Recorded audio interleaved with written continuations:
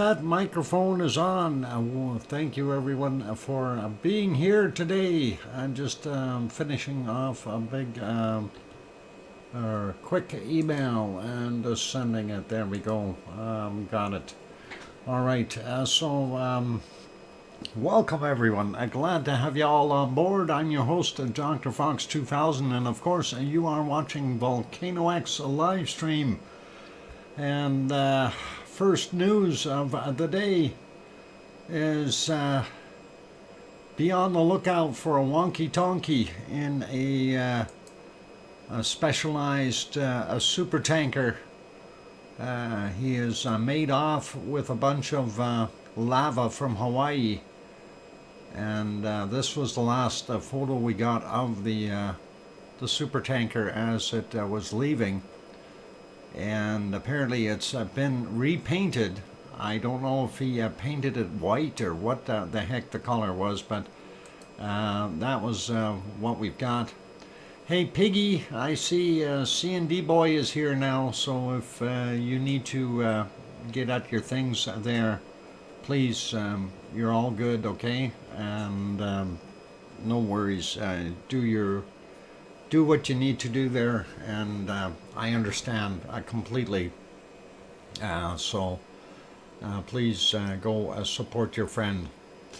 And thanks, Bob. I appreciate that. Anyway, yeah, all good, you guys. So thanks everyone for being here, and we'll get at our show in a minute or two. No, Piggy, C&D Boy is here, so you can go if you're listening. So please head on out, and I appreciate your thought of not leaving it. So it's all good. So Bob is here, so you're okay, Piggy. Do your thing, okay? We understand completely, and just. Help out there and do what you need to, and we understand. So rough time there for you there, Piggy, and yeah, you're okay. Just hang in there and keep smiling. And I know it's going to be tough, but it's one of those situations there. I can't go into details, guys. I'm not going to get into details about Piggy's friend or anything, but she's got to offer some support, and we'll leave it as that for right now. It's always tough when you have friends in despair, and you know, in a bad situation, and it is what it is. Those are the cards we are dealt. I will stay if it okay, Dr. Fox. Yeah, you can. Okay. Yeah, sit back in the background, Piggy, if you want, or whatever you like to do. I mean, that's up to you. Seriously, hon, just you know, you take it easy and do what you need to do. That's the most thing that I can say. Okay? Take care of yourself and take care of your friend. Anyway, let's get at things. So, yeah, as I mentioned, all those good people here, if you happen to see that tanker, you know, we know it's he may have camouflaged it, but don't reveal the location, just smile and wave. He's trying to get that load of lava over to Iceland. We need to get an eruption there, and we need to get one going fairly quickly. So at present speed, and they've got extra horsepower on board. As long as the Panama Canal is clear, they can get through there, and he'll have it over there in about 3 days or 4 days. So fingers crossed that nobody stops him and makes him go back. And we know where he got the lava. I mean, we can see it on the screen here. And yeah, I wanted to throw that out. First off, we see the lava level in the lake has drastically dropped, and it's kind of an interesting thing going on there. So that's the biggest news. I want to get those cookies handed out for our wonderful Lizoid, who was first today. And there you go, Lizoid, and there's your cookies. And I'm glad that you made it in finally as #1 again. And I know you've been trying real hard, and that Hermione and Fluffy have been doing it, catching you a couple of times there, and those others. And but that is all good. Dr. Fox. I had nothing to do with the extra horsepower. Oh, Oz. That is funny. Those Brumbies under the hood. They're going. At least a couple of thousand extra horsepower there. And he's not making steam, he's making waves. That is a large ship. So apparently it's a going. Anyway, if we happen to see him, don't let on that we know he's got it. We do know that we've seen it, and that's what it looks like. But I think he painted it different colors. Definitely, it is a lava tanker, and he definitely has that lava in there. So we'll see what happens. Anyway, we'll keep going here. So somebody needs to put a garden hose in the pond. She's a bit low. Yeah, well, it definitely is. It definitely is. Anyway, we'll get saying hello to everyone first before we get into the rest of it. Before I do that, though, I do want to throw in another couple of words here for our heartfelt sentiments for the people in Turkey, or if you pronounce it their way, Turkey, and also in Syria. The levels are over 20,000 now have perished, and the numbers are still climbing very quickly. So, as the Turkish president declared, this is basically the catastrophe of a lifetime. It's not just, of the last 20 years. It's an all-time thing for a natural disaster to have taken so many lives so quickly.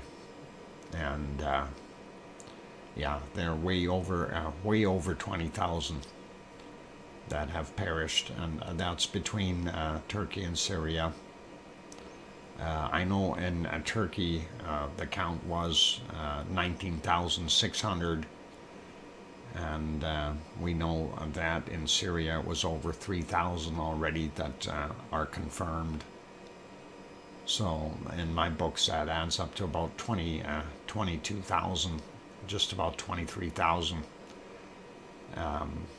That is exactly, Trek. Heartbreaking. That's the word I was just going to say. And I just wanted to let everyone know. And it's a terrible thing, Unfortunately, it's out of our hands. We can't do anything about it. It's done. And that's Mother Nature. Anyway, we'll say hello to everyone. Who knew these numbers were going to climb? So tragic. Well, Linda Schoof, I seen some of the pictures. I kind of understood what was going on there, and I knew this was going to be a real bad catastrophe. and it's unprecedented is what it is. It really is. Anyway, let's say hello to everyone in here, and we'll start out with Hermione and Fluffy and Trek 15 and John Raper and Henry Nelson and Michael Olson and a Full Circle Florida, aka Florida 360, and Sandra Rockland and Sue Hayes and Linda Schoof and Kevin Haynes and there's that Sandra Rockland again. We got her already. And going up the list, who else we got? Oz is back, and Oz, of course, claiming she's got nothing to do with the extra horsepower on the wonky donkey lava tanker. And Connie Tyree. Well, we all know what Brumbies are, right? They're horses. Horsepower. Get it? Never mind. Bad joke. Welcome, Connie. And did I say hi to Kevin Haynes? Welcome, Kevin. And Mars 2028 also in here, as well as Hank. Welcome. And going up a little bit more, looking for more good names of good people. And there's probably lots in here, but I may not see all of them really quickly. Grandma B is here, and Mon and DJ. Welcome, both of you. And let's see who else we got. Pistol Pete, hey neighbor, good to have you on board. And let's see, going up some more, looking for other good, wonderful people. And let's see, we got Oz, we got Grandma B still sliding up, a chatty bunch, of course. And that is all good. We like that. We do appreciate you guys being social and being in the channel. Did I say Henry Nelson? I think I did. Gaines is here as well. Welcome. Linda Schoof we got. All right, going up some more. Looking for more wonderful people. And still hunting. Scrolling up. Matt Jen Bensler. Welcome. Glad to have you on board. And who else we got in here? Still scrolling upward and looking. So who else we got? Lots of repeats, so that's all good. And still scrolling. Of course, we got Lizoid. We got because he was the first person in today. And okay, Mon DJ we got there. All right, still scrolling.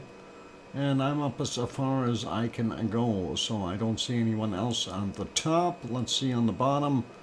Susie is here. Welcome, Susie. And yeah, the lava. That wonky donkey took the lava, Michael. He took it in that truck. Hey, Tom Dyson. Pepper is here. Pepper is a wonderful dog. Me a different story, Dr. Fox. I hope your plans are getting together there for your stay in Rome when you go. And that'll be awesome, Tom. And yeah, for those people who aren't aware of it, the lava level dropped because apparently somebody used a lava supertanker to remove a bunch of the lava and take off with it. And it's presently bound for Panama, for the Panama Canal. And if you happen to spot it, just wave, okay? You wave at that wonky donkey that's on board. Anyway, that is all cool. And okay, having all that, saying hi to everyone. In case I did miss some of you, please excuse me, and I do apologize for not getting at your name if you are sitting in the Lurkers Lounge or something like that. But welcome anyway. We do appreciate you being here, and glad to have you on board, lurking or otherwise. And that is all cool. And now let's talk about Hawaii real quick. What happened? And that is a good question. And we go back as just about as far as we can. The level at about 2 p.m. looked not bad. maybe a little low, what we can see of the lava rock here, but not by much, you know, and we thought, okay, well, it should be okay. But when we start looking at about a 43, you can start seeing the navigator here is starting to stick out more. So the level definitely dropped. And once we got to the early morning hours, we are seeing this was at 7:02 a.m. We are definitely seeing a bunch of lava is been removed or drained, and likely into a pumper system and into a lava tanker. I'm kidding about the lava tanker. Anyway, it looked pretty awesome to see the level go down, and as we went further on, you can see by just about 8 a.m. That level had dropped possibly another 2 meters. And just so you get an idea, the navigator rock here, you know, when you're seeing it stick out like this, that's probably about 4 meters in height. That's a lot of lava, you guys, that has been drained out of the pond here. We do see the vent is still pumping in lava, but not at a very high rate. Fountain decreased too, yes, exactly, and it has gone down significantly. We do see a couple other spots where it's kind of burping and bubbling up, and I thought that was kind of neat. Let's see if I can find the one spot. They had some rain going on there, so at times it was really not that great to see. I'm looking for something specific here. We'll see if we can find it. No, maybe a little earlier. Yeah, it'd be somewhere in here. Oh, there it is, right there. Okay, so if you watch this back area right here, it was a little out of focus at the time, but just to watch what happens to the edge of that lava crater or berm, and you see a whole big chunk just dropped in there. I thought that was kind of interesting and neat to see, but that is because the level is dropping, so that was kind of cool, and it left behind a little bit of a pond area there, and that of course solidified fairly quickly. That was kind of neat to watch, but again, the lava level, you know, from this 8:14, and then if we move on and go to a 9:50 or just about 10 o'clock, definitely dropped a whole bunch more. And not sure what we're going to see in the near future. This is 11:10. It was even further down at that point. And I don't know if our live shot, no, this is live right now. That smoke has been getting in the way, so it's kind of coming and going as far as what we can see. And this should be, yeah, you can really see it. This is just about current right now. This is like, what is it, 10 minutes ago.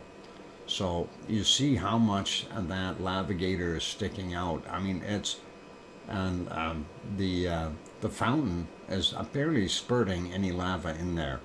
So this will kind of fill in or solidify a little bit, and we'll see what happens to it in the near future. And you can see the break point in the back there. There were some other ones here and over on this side as well. Definitely big difference from what we've seen before. Looks way different, maybe going to stop. That is a very good possibility there, Full Circle, Florida. Let's take a look at the other photos here. This, of course, was from 2 a.m. I'll refresh that now. Well, just leave it. That's actually not that great of a picture. This one, 2:08 a.m. is what this looked like. You can see quite a bit of lava here in the other spot as well from that little one that has kind of cooled off a little bit. Going to redo that shot and look at what it looks like now. Very smoky. Hey, we got a rainbow. look at that. And there is a rainbow in here. And that is kind of nice. So a little bit of a rainbow to go along with it. And actually I'm going to take a quick snapshot of that. And there we go. And let's see, what else have we got in there? Hard to see because it was raining. So that created a big kind of a haze in the sky and you couldn't see much. Let's take a look at the thermal. Now this was from 12 noonish, okay? So you barely see anything coming out of the vent over there. You know, hardly any upwelling, but we do see it from here. And we do see that outcrop of fresh lava right in there. And that's our little 1 acre pond that is now taking over. And I'm wondering if we're going to see this continue and this stop. That is a possibility, or everything can stop altogether. You never know.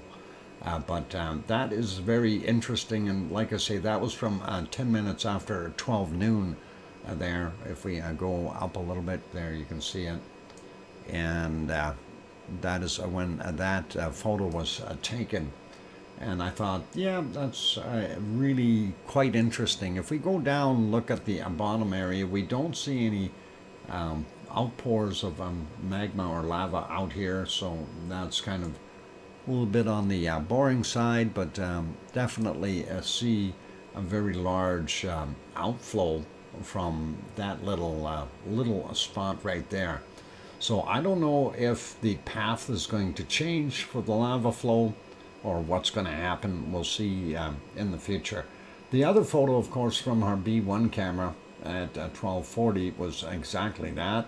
Very poor, and it is still at 1410 present time, unviewable. So going back to our live shot, that is alive right now. Unfortunately, because of that rain in the area, it is a very kind of foggy and not very good visibility at all. It's starting to clear a little bit, and you can actually see a little better right now, but it comes and goes. And yeah, that lava lake is definitely draining out. My question that I would really pose is, where the heck is it going? We just seen the collapse off of the back of this rock. I don't know if you guys have seen that. That was pretty cool. Let me go back a couple of seconds here. Watch it again. You'll see it. Yep, there it goes. It dropped right in, and that was right at the back. That's pretty neat to see. We'll do it one more time. There you go. So definitely causing all kinds of changes there. Very, very interesting to see that. We'll put it back to live. And yeah, that fountain almost gone. So it's right there.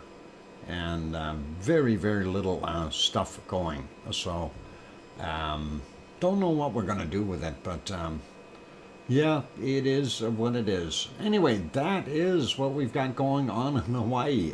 The crater is drained. Well, at least the new lava pond, the 25-acre lava pond, is no longer showing any increase. But we've seen this before, where the level went way down, and then, you know, the next day it was poof, right back up there and pouring some more, and with, you know, extra lava coming back in. And, of course, when we blame Wonky Donkey, that's all in fun, just so everybody knows. It's just goofing around a little bit, but lava workers are taking a break. Yeah, they're on the beaches, apparently, from what I heard, Sandra. They are on the beaches, and there was a luau over on the other side of the island there, where they were enjoying some traditional, what do they call it? poi poi, I think is what they were talking about. Hey, Leo Carlson, welcome. I'm glad to have you in here from Australia. Anyway, yeah, the wonderful lava lake just about empty, and I hope the level doesn't go down anymore. I don't know what we're gonna do if it continues. Judy M also in the house. Welcome, Judy. Good to have you on board. Anyway, let's go over to our next place, and that is not so much fun right now. And of course, that is Iceland, and they are having bad weather there. Let's see if I can even find Iceland on my list. Here it is. Yeah, they had some horrible ongoing weather as well. So let's go over there. And there, of course, is the shot of the wonderful city of Reykjavik, the capital.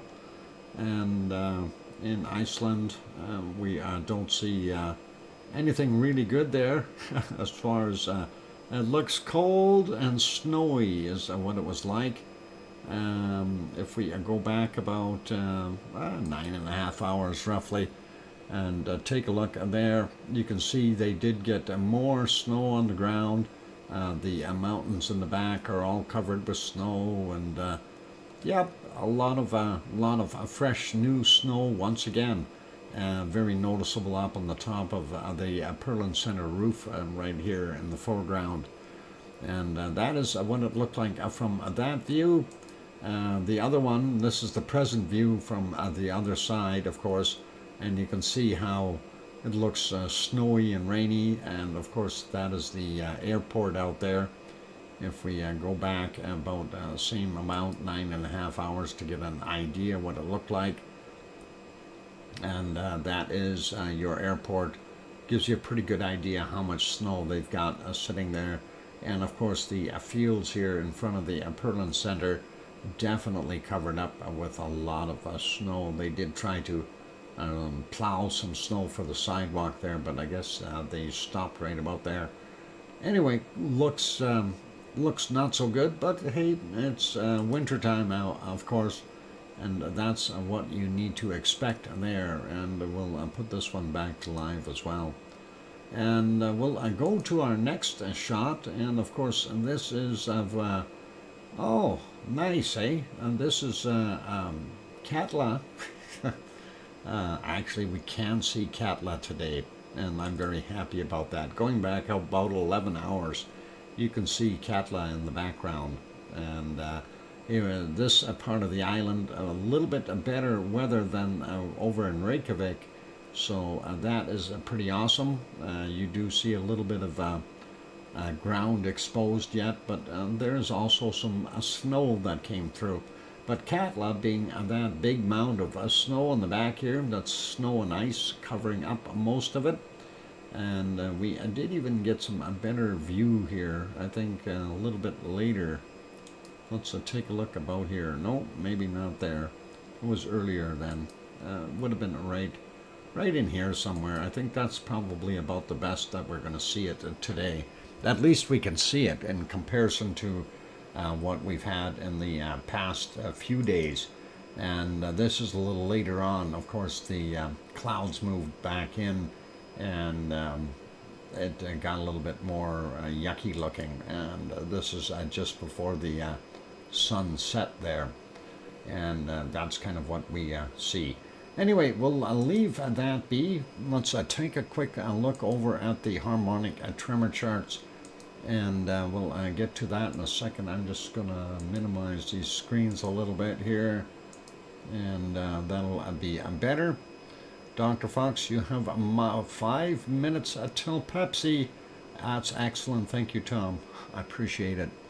And there is our harmonic tremor charts.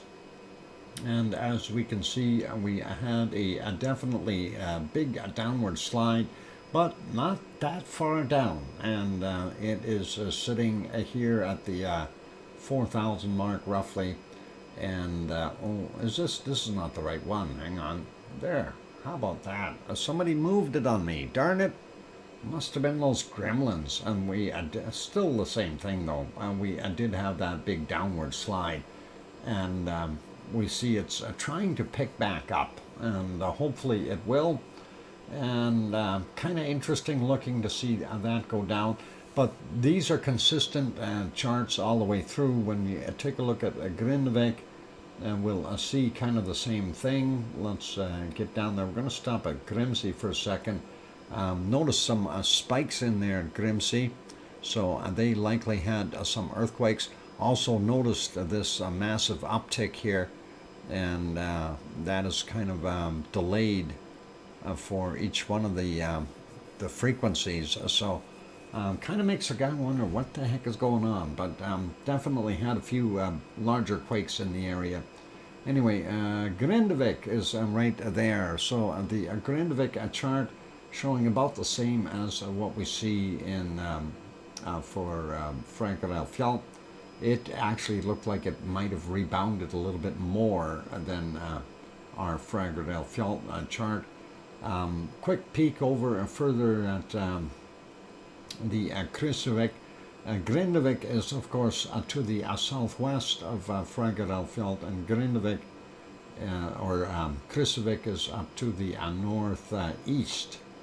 And let's see. Oop, did I pass it? I must have passed it. It's the one way up there. There we go, right there. So yeah, we see it went up as well and back down, and kind of the same thing.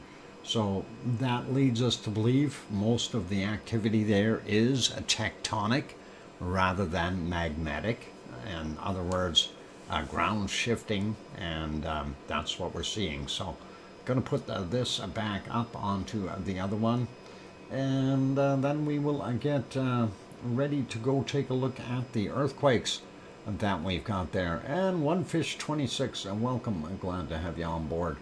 And let's see if we can get that back up there. Fagradalfjall, right about there. I don't know, did I even refresh this? Yeah, oh, it did go down a little bit more. Darn it. Yeah, I guess it is what it is, but it's not that far down yet. We'll see what happens, but that, like I was saying, though, is in all likelihood a tectonic movement. You know, the plates are tugging, pulling, and moving around, and that's kind of what we've got going on there. So that's all good. And oh, hey, I see, there he is, the Wonky Donkey. Wonky Donkey, we would like an explanation. Hang on, let me put let's clarify that photo a little bit there, or the just go back just so we can see it just a tad bit better. And okay, yeah, this is just a few minutes ago here, and we did understand, Mr. Wonky Donkey, that there is something going on with you, and that you apparently are on board a vessel right now, and you are headed to the Panama Canal. We have confirmation that it is this vessel. Apparently there's lava on board. Yeah, that's a lava tanker. We know what we're looking at, man. Or donkey. Okay, so when are we going to get to Iceland, huh? I heard that you have special clearance booked for the Panama Canal. They're going to get you through as quick as they can. I don't know who you paid off there, but boy, that'll be cool. Anyway, just bugging you there. All good there. Alexa, tell a donkey joke. Did that work? I hope it did. Every Alexa out there is telling a donkey joke now, and that'll be cool. Anyway, that's what we were seeing just a few minutes ago. Of course, the picture keeps getting really fuzzy, so I'm going to put this back a bunch of hours, and we'll leave that on for the break. Bottom of the hour, Doc. You got it. I'm going to go for a break. Let's start that video back up. There we go. And this, of course, from 5:30 this morning. For all those good people who are here, please, if you have not yet, hit that like button. Do hit it if you're enjoying the show. Also, if you have not yet, hit the subscribe and you're sitting on the outside looking in. Please do give it a shot if you feel we've earned it. On that friendly note, I'm your host, DrFox2000, here in Edmonton, Alberta, Canada, and I will be back in 5, 6, or 7 minutes. Don't go away. Play nice in the lava.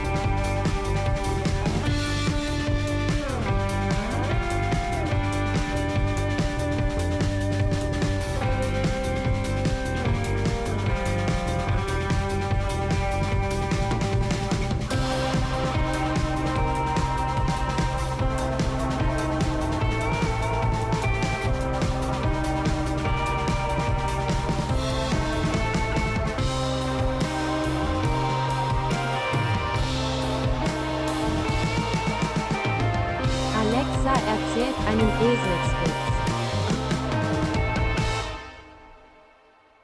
Alexa erzählt einen Eselswitz.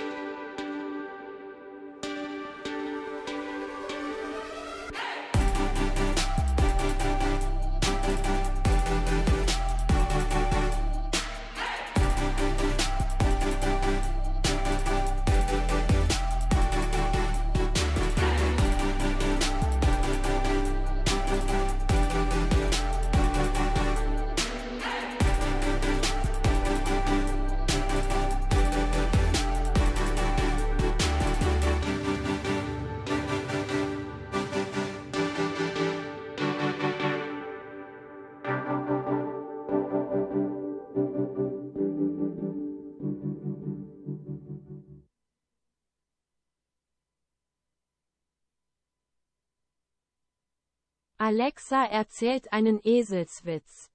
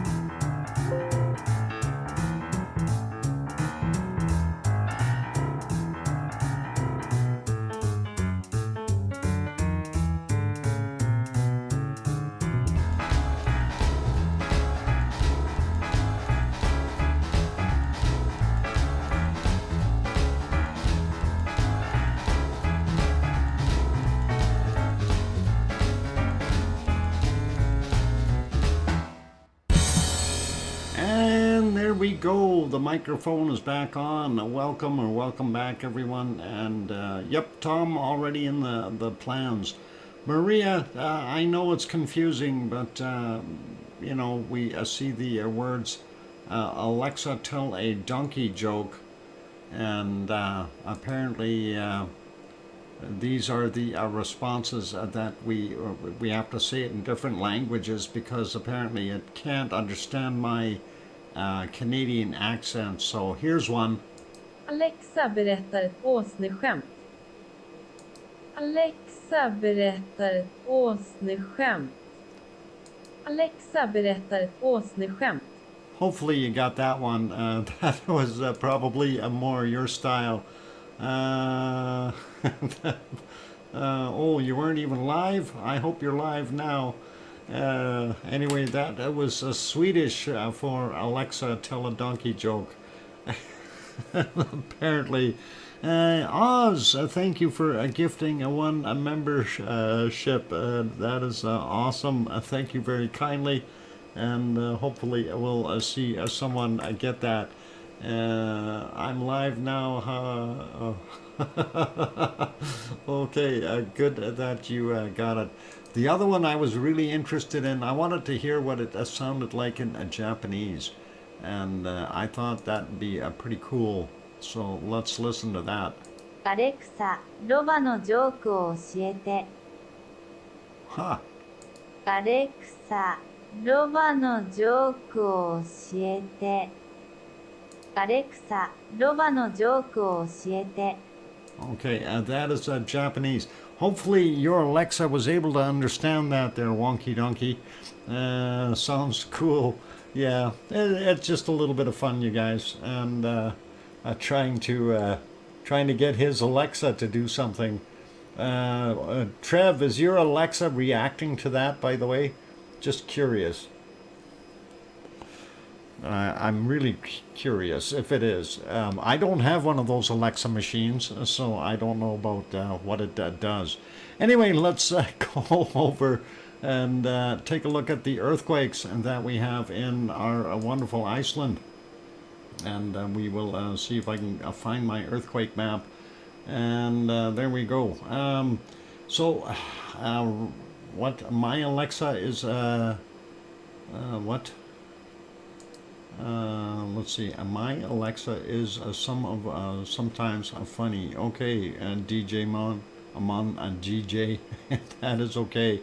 No worries. Maria says, haha, welcome. Alexa's alive from around the world. And yep, welcome to all the Alexas that are listening. And that is good. Yeah, I can't stop laughing. It's all good there, Mars 2028.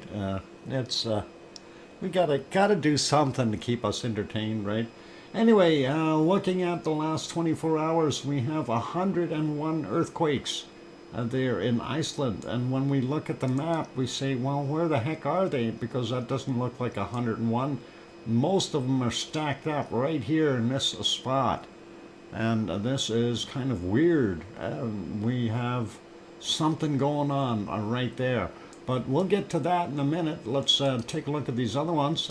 This one from 1:54 a.m. 1.71, 10 kilometers down. And that is just off the peninsula. And of course, there's Reykjavik, the capital city, Keflavik Airport, and that's where you would land if you're going there. Keflavik, Reykjanesbær, Jardvik, and if we go down here, we see Grindavik, and of course the famous Blue Lagoon right in here, and the power plant beside it. And that is what we've got there. And if we slide over a little bit, of course, just to show you there, this is our wonderful area called Fregadelfjall, and that is where our wonderful Ragnar is, and the Siggy Fisher, Meridalia Valley, Geltingadarler, and of course going down here into Not Creaky, Not Haggy and Not Creaky over here. So those areas, but we're not seeing any quakes there. So very little activity there.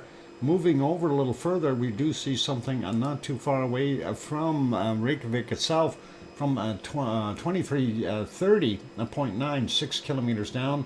Then we've got a 0.78 in magnitude from 4 o'clock a.m., and that is 4.5 kilometers down. Then you have a 0.66 here, 8.3 kilometers down, 15:57 was the time on it. Then we've got two stacked right here, 0.54 from 1232, 5.3 kilometers down, and a 1.11 from 4.8 kilometers down at 1542. Looking at what else we've got, let's carry on. We go up north a little bit more, and we see a 0.7, 10.2 kilometers down from 1423. And a 0.92, 1.1 kilometers down from 1139. We have a 0.3, 8.7 kilometers down from 2153, not too far away from Hekla. Looking at Katla area, we do have a few quakes there. Let's work through these. This is, of course, the caldera for Katla, is that outline, and that is a pretty interesting, but nothing going. Anyway, 11:34 a.m., 1.13, 135 meters down, surface quake. Next one over, 0.2, 5.2 kilometers down from 27 minutes after midnight, since that's already a brand new one. And that happened about half an hour, no, not even half an hour ago. So very, very new. Katla is right there in the middle of that little triangle. 1.67, also surface quake from 2:31 a.m.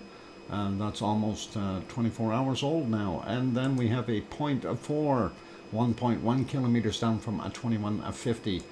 Those, did we get this one? 0.95, I think we might have missed them. And that is 1.1 kilometers down from 4:27 a.m. So that's what's happening there. Moving up, looking at the other ones, up here at Grimsvatn, we had 3 quakes. We have this one, a 0.72, 13.4 kilometers down from 10:04. Then we've got this 0.3, very small, 5.2 kilometers down from 21:32. and this 1.77 from 3.1 kilometers down, 4:18 a.m. for him. Let's move up a little bit more. We don't see anything directly at Barabunga, but we do have a 0.1 just north of it, 4.5 kilometers down from 2006. We have a 0.2 over here, very small again, 7.2 kilometers down from 1928. And then we have a few here at Ascha, and this one right in the lake, or right under the lake, I should say. And that is 1350 was the time on this 0.3, and that is 5.2 kilometers down. Then we've got a 0.5, 3 kilometers down from 1649. We have a 0.3, 4.7 kilometers down from 1328. 0.2, 4.6 kilometers down from 1523, and from 3:45 a.m. a 0.29, just about a surface quake, 135 meters down for that one. Not anything weird that is going to make us think it's going to blow up. I don't know why everything is in groups today, but they seem to be grouping up, little swarms everywhere. This is Herdebreit. There, and I like saying Herdebreit. Anyway, 0.49. I know, I get a life. 5.3 kilometers down from 12:01 this afternoon. And this one from 1810, 0.2, 5.2 kilometers down. This one is a 0.54 in magnitude, 2.5 kilometers down, 1437. And this one, 0.9, 5.9 kilometers down from 1652. Let's see, what else we got? A little swarm over here. I'm not sure, I don't know what this guy was, but we'll go through these anyway. We see a 0.6, 7.9 kilometers down, and that is from 1824. And we see this one from 1757, a 2 in magnitude, 6.2 kilometers down. Then we've got a 1.1, 5.2 kilometers down from 2330, a 0.6 from 1818, and it's 11.4 kilometers down, and a 0.6 here, 5.2 kilometers down from 4:02 a.m. And that is those ones. And then we don't see anything else further till we get out in the water. So let's grab a few of these on this side first. 1.3 from 1:33 a.m. 6.8 kilometers down for that one. Then we've got a 1.2, 6.2 kilometers down, 35 minutes after midnight. This is a brand new quake, so that happened about 20 minutes ago. And then that is, 6.2 clicks down. Older one here, 2.14, 10 kilometers down from 4:43 this morning. Then we have this 1.48, 6.6 kilometers down from 5:01 this morning. And that is okay there. And let's go look at this one. Near Grimsey, that's the island of Grimsey, furthest and furthest populated point in Iceland, which is actually an island. And that one is from 7:41 a.m. a 1.28, 10 kilometers down for him. And before we get to this stuff, we'll grab this very fresh 1.9 out here, 4.6 kilometers down, 23:22 is the time. Welcome, Bill Kimmel. And let's take a look at, we'll grab this stray here, 1:49 a.m., 1.27, 9.9 kilometers down. Then we've got a 0.7, 4.1 kilometers down from 15 minutes after 7 a.m. And then we have the stack. So there's something happening right here. And let's take a look at the two biggest ones. First, 1538, we had a 2.5, 5.9 kilometers down. And the other one is a 2.2, 4.8 kilometers down from 1623. And then we've got a whole assortment of other quakes. Not going to go through all of them. I'm just going to test a few here to see how far down they are. This one is a 1.04, and that is 2.3 kilometers down from 5:18 a.m. Let's go take a look at this 0.8 down here, 5.3 kilometers down, 16:54 for him. This 1.46, 3.5 kilometers down from 15:24. Let's grab this one up here. It's a 1.0, 5.2 kilometers down, 17:30 for him. This 1.1 over here, 11.2 kilometers down from 17:27. This 1.1 looks like there's actually two stacked right there from 17:44, 5.9 kilometers down. What's the other one underneath it? There's got to be another one. Well, maybe I'm not going to see it. There are two there. It's just not letting me see the other one because it's right in the same spot. Two 1.1s, I guess. Down here we do see a 0.8, 5.2 kilometers down again, and makes me wonder what the heck is going on in this spot. They got a 1.1, 5.8 kilometers down. I missed the time. 17:18. Then a 0.8 beside it. 5.4 kilometers down. So whatever it is, seems to be about 5.4 kilometers down right there. 240. Let's try that again. A 2040. There we go. This one 4 kilometers down, a magnitude 1, 2:46 a.m. And then we've got from 8:20 a 0.6 to 4.1 kilometers down. This 1.46, 3.5 kilometers down from 15:24. Let's just grab one more out of here and we're good. 0.72, 3.8 kilometers down, 2:44 a.m. Maybe we'll do this 0.5. 5.5 kilometers down from 1.5 from 16:29. And I'm going to leave it as that. So very interesting to see those. No response from Alexa yet, Dr. Fox. It's just that I don't have my volume very loud due to the fact my neighbors won't appreciate donkey jokes at 1 a.m. What is wrong with that, Trev? A good donkey joke at 1 a.m. is appreciated by everyone. Anyway, I'll leave it as that. So definitely something happening right there. And that is very interesting. We seen that swarm yesterday. It is progressing and still there today. Makes a guy wonder what we got going on. And we do have a new quake here. And that's fairly close to Reykjavik as well. And that is a 1.95, 6.1 kilometers down, 45 minutes. That's about 10 minutes ago, 45 minutes after midnight on the 10th. So that's their time. Of course, they're in the future. I'm about 6 hours behind them. So that's what we got. Anyway, that's for what we've got there in Iceland. And I don't know, we'll hopefully see some action. And Trev, I don't know how long it's going to take you to get through the canal. I know it takes a day or something to get through the whole thing.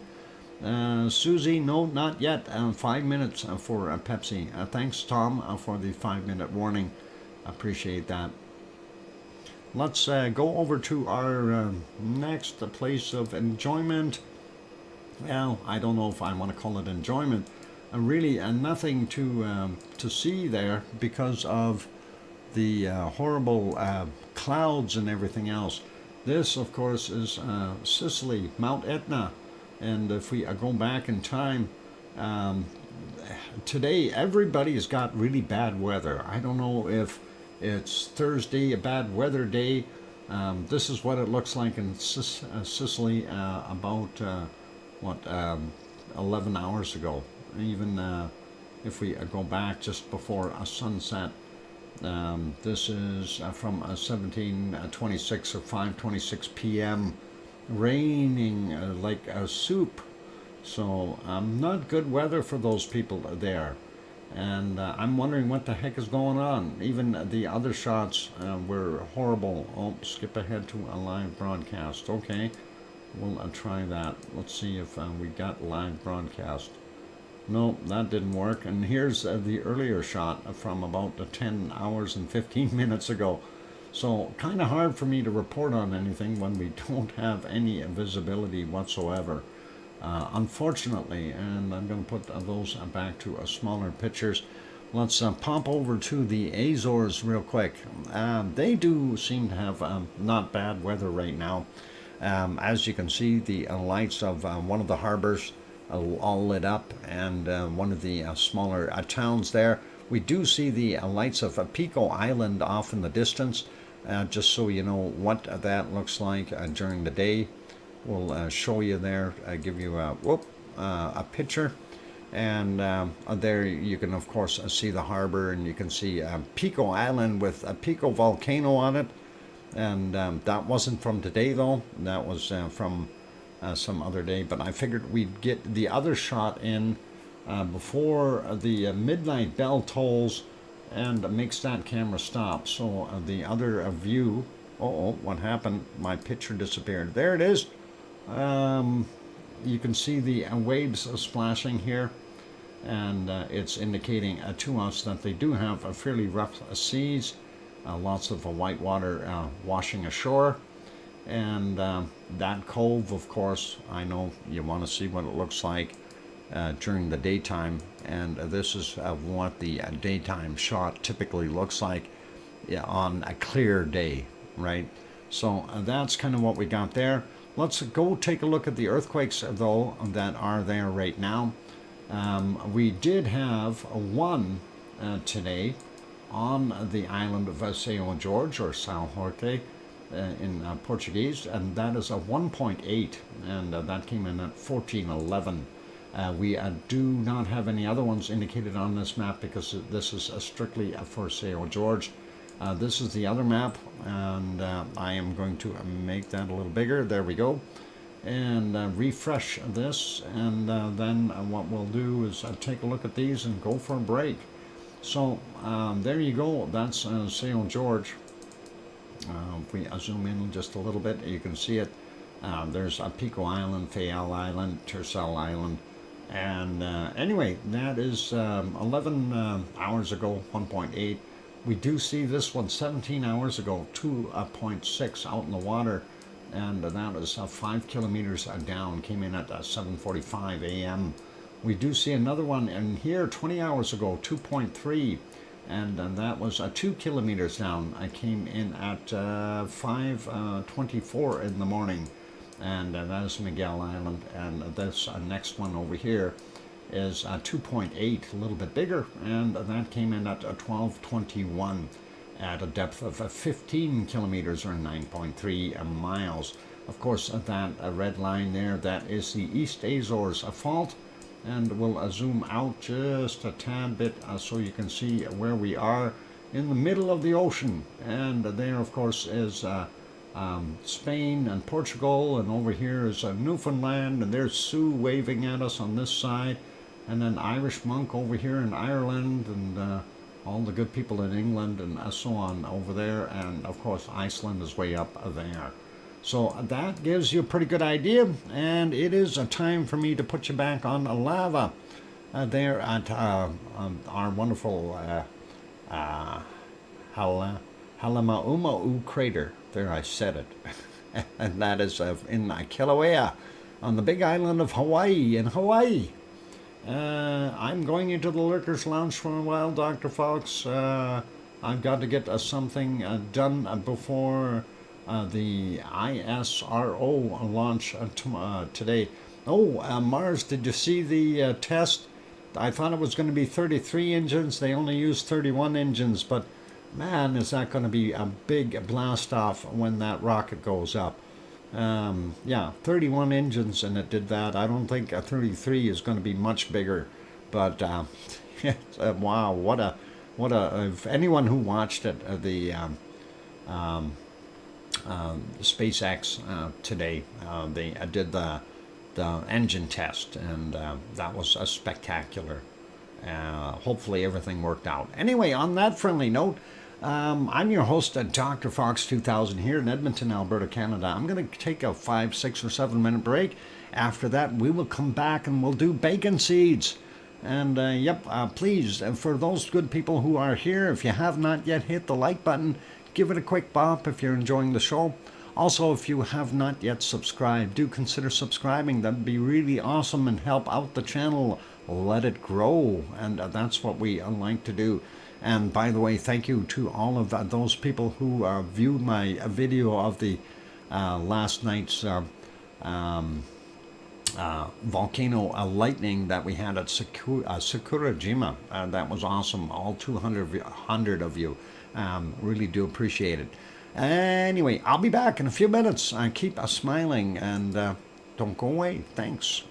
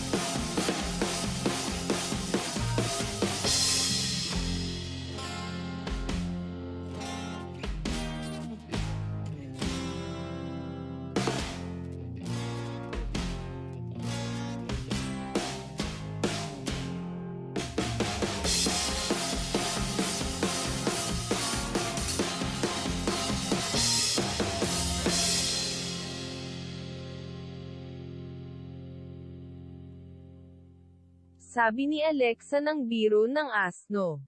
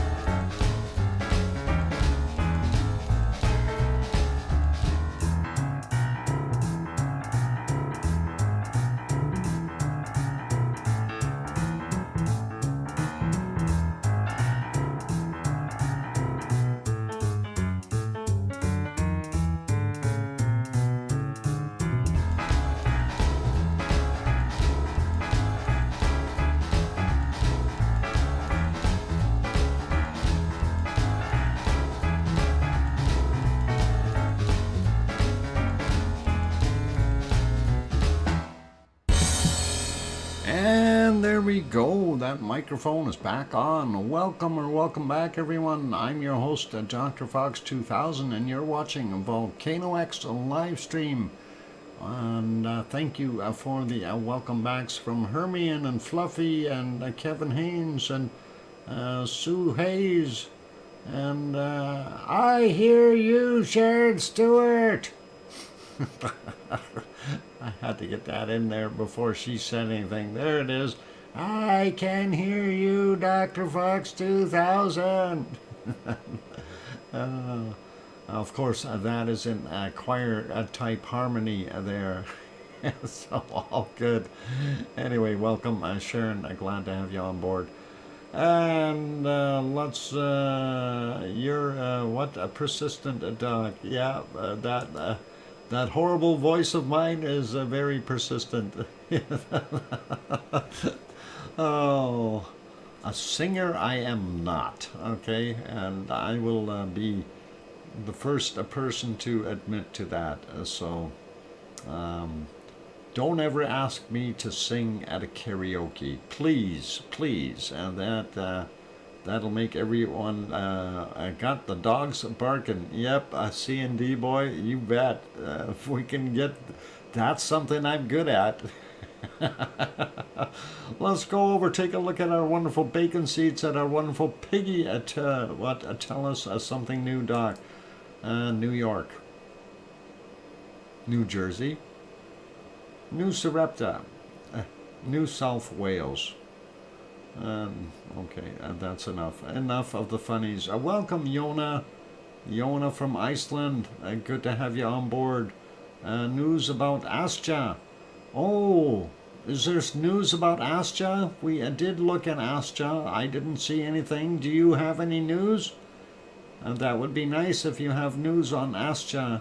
Right now we're going to do bacon seeds, but we've seen some little quakes there. But if you have news on Astja, I would really like to know if there's something. If Astja is going to pop, that would be really nice. Or something's going to pop. We really would like that. Anyway, that is our last bacon seed that we've seen from a piggy from yesterday. Let's go take a look at the new ones that she sent. And she was on her computer and she did that and sent a few new ones. So let's take a look at this herd. And there's a whole bunch of piggies and a mama snout in there too. I don't even know how many there are, but it looks like, 1, 2, 3, 4, 5, 6, 7, 8, 9, 10. 10, a 10-pack of piggies. At least that's kind of what I count. And that is a pretty awesome. 10 bacon seeds, all pink and black and various colors. And of course the mama standing guard, making sure the picture taker doesn't take any piggies. And that is cool. I gotta love those bacon seeds. Next one is this little guy, and he looks like he's just enjoying himself. I think he needs a hogwash though. Oh, and there was 11 there. All right, Hermione, I can't count that high. I only got 10 fingers. That's okay. 13. Oh boy, now you got me really going there, Kevin. Those spots really messed me up. Anyway, that's all good. I can see one in this picture, and I'm pretty sure of that. He looks like he's having a good day, though. And here's a next little bacon seed with a beautiful smile. And he's a one-hander. He's a really small little guy. And that is one of those little teacup style pigs. And very, very cute. Love it. And let's see what else we've got here. The next one is this little bacon seed. Oh, this is just a very, very young little tiny bacon seed. But he's smiling, and that is a good thing. And that is a very little newborn, probably only a few hours old. So very good to see. and it looks like he's walking on the soft blanket there. That's the way to treat him. Treat the newborn with a nice soft blanket, and very nice. And let's see what else we got here. Next bacon seed is this one, and that is a kind of a nice looking fella. I see a couple of other bacon seeds in there, but this one is lifting his head and smiling. He looks like one of those cow pigs that we've seen before. Actually, he's got white booties and a white mark on his face. Artificial moon, water collecting on Astja. Okay, but an artificial moon sees water collecting on Astja. Oh, that I didn't know Astja had water collecting in it. Well, other than what's already in it. That's interesting. And we'll see what happens. Hopefully, we'll see more pressure on it and see that water go boom. That would be really nice, Yona. I'd like to see Astja go off, and that would be really cool. And let's get to our next bacon seed, and that is this one. And he looks like he's having some run time there, and he's looking right at the camera, smiling. I'm going to snout bop you is probably what he's thinking, and that is pretty cool. And let's get to our last bacon seed, and that is this wonderful one here, and he's laughing at us. He is he's a brown and white one, and that's a different color with a pink nose. Gotta like that. And that is kind of a smiley piggy, and that's our last one for today, you guys. And thank you, Piggy, for sending those in. If you still happen to be listening, really awesome of you, and appreciate that you take the time every day to send these in. So thank you kindly, Piggy. And on that note, I think we will go over to our next volcano, and that will be, oh well, hang on, before we do that, let's leave that there. Let's read through our list of activities from volcanoes today. So our volcano report, let's start out with late Wednesday volcanic activity from yesterday.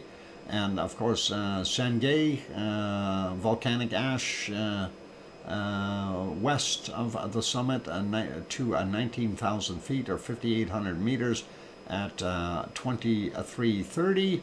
Popocatépetl, discrete volcanic ash emission to 22,000 feet, 6,700 meters at 2300. Suwanosejima exploded to 7,000 feet at 22:45 last night. Nevado del Ruiz, volcanic ash moving north to 20,000 feet or 6,100 meters, and that is about from 22:30 or if you want to call it 10:30 p.m. Fuego, possible volcanic ash emissions to 15,000 feet or 4,600 meters from 21:30. That is very believable. I think we might have watched some of that. Luscar, that is at 21:23. We'll take a look at that in a little bit. And actually, we should be looking at that right away here. And Sabancaya, unable to detect at 19:45. Let's go over to the next ones on our list, and that would be exactly where we're going. So let's go over to Popocatépetl in Mexico, since we already did the other ones. And let's see if I switch over there. There we go. Got it. And take a look. We don't see a heck of a lot right now. Present time is 1918. And then we go back a little bit. We had a little puff about 25 minutes ago, and that is right there, 1852. And we'll kind of leave that guy be. If we go back a little bit further, there was another puff at 1840, and that one looked a little bit more gray with the ash coming out. And then there were a bunch of little shots in between there, but the weather got yucky, and that's kind of what we were battling with there. Trying to get any kind of observations is difficult when your volcano is hiding in the clouds. And let's see, as we get back towards the morning, we did have a couple of little pops and one bigger one. So let's look at the bigger one. That was right around here, and that was 8:03 a.m. 8:03 a.m. I think I wrote down. Yeah, that's 8:02 I actually wrote down, but that's okay. I'm just advancing this 5 seconds at a time here, just so we can expedite that a little bit. But a lot of ash in there, and tephra material, and of course pluming up and out, and it was a multiple bursts, and it did keep going for a little while. So that is kind of nice to see. A little bit of activity there, and not bad looking, and you can see it kept on going. Normally it only puffs out and then it stops right away, but this is already for about 4 or 5 minutes and ongoing. So we see another plume of more ash coming out. Quite unique and quite interesting, and that is pretty cool. And I don't know, let's see what else we got on our list from today. So yeah, Popocatépetl, sporadic emissions of volcanic ash at 12:45. We did see that, but it was hiding in the clouds, of course, so we couldn't see that. And it's saying a possible volcanic ash to 22,000 feet or 6,700 meters at 6:45. We can't get quite far enough back, or can we? Let's try that. Let's see how far back we can actually get. That might have been this one here. No, that's 7:23. They aren't giving us that 12-hour option or 14 or 15-hour option on here anymore. I wonder if they quit that for a reason. It was just too hard on the system or something. But anyway, that's what we had there. Sabancaya emitted emissions to 21,000 feet this morning, and that was from 6,400 meters, 7:30 in the morning. Suwanosejima exploded to 4,000 feet at 7:20 a.m. Fuego emissions up to 17,000 feet from or 5,200 meters at 1,800, and then ongoing volcanic ash emissions to 15,000 feet at 6:30 this morning. Karangatang, and we do have that as a separate email again as well. We'll look at that. We see continuous emissions from or to 6,000 feet from or 1,800 meters from 2:15 in the morning, and then Shivalish erupted to 22,000 feet from that's 6,700 meters roughly, and that happened at 4:45. So that's kind of an update on what everything is doing out there. This, of course, Popocatépetl doing its thing. Let's have a quick peek at Fuego if we can see it. And Fuego's been having dilemmas in the clouds all day long. And I don't know if we even have any visibility at all. Other than this morning, I did see it for a little while, so not very long though. Let's see if we can get it to show up here. Yeah, everything else looked like this. Okay, so that wasn't very cool. This one here, I don't think we can see where it actually popped. I think that was hiding in the clouds. Yeah. That's unfortunate. The clouds do make it very hard to see anything. And prior to that, it was a little bit clearer for a few minutes, but we couldn't see a heck of a lot. Let's see, this one here, we might be able to see one little puff coming out of there. There we go. And that was at 11, yeah, they restarted that stream, by the way. 11:11 was the time on this one.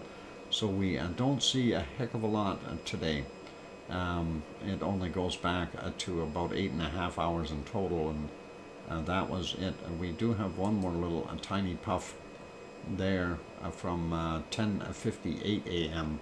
So not a heck of a lot, but that one did have some lava bombs flying out. You can see some of those dust columns there kind of showing up, so pretty cool. Thank you, Tom, for the 5-minute warning. And let's carry on. Going to our next volcano, of course, and this one is Masaya, and that is in Nicaragua. By the way, Fuego is in Guatemala, for those who don't know. This one a little further south, Central America, and that is, of course, the caldera for Masaya. And we can't see a heck of a lot there because of the gases coming out. Let's see what it looks like right now. And there you can actually see the crescent down on the bottom of the actual lava that is in the pit. So it is doing its thing, and that is a current picture from 1919, their time today. So that's it. Going further south, we did have the report on Lascar, and that's in northern Chile. Orange alert. Latest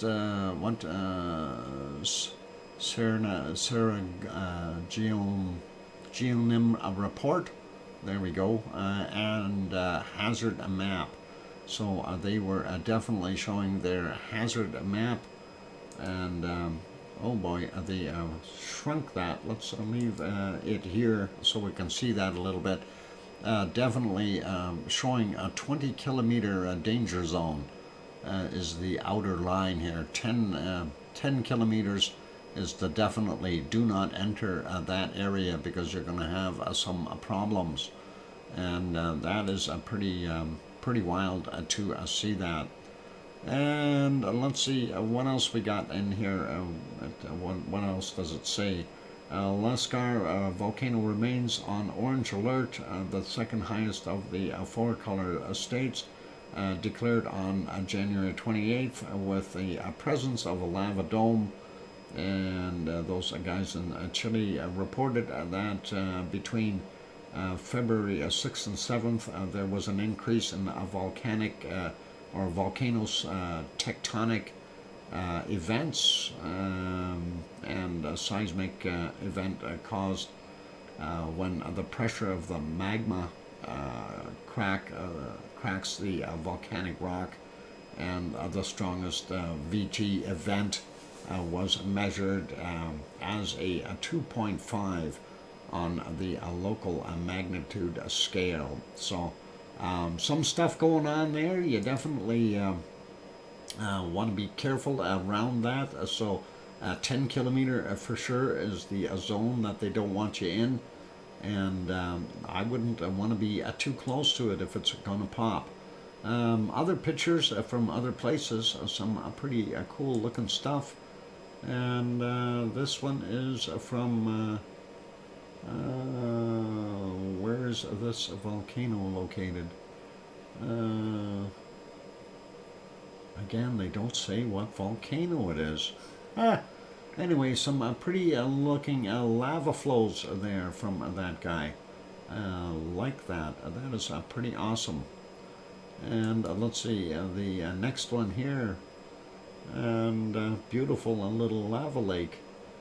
Kind of looks scary. Anyway, those are some awesome pictures that they've got there. All right, let's leave that guy be. That is what we've got going on there in our Americas.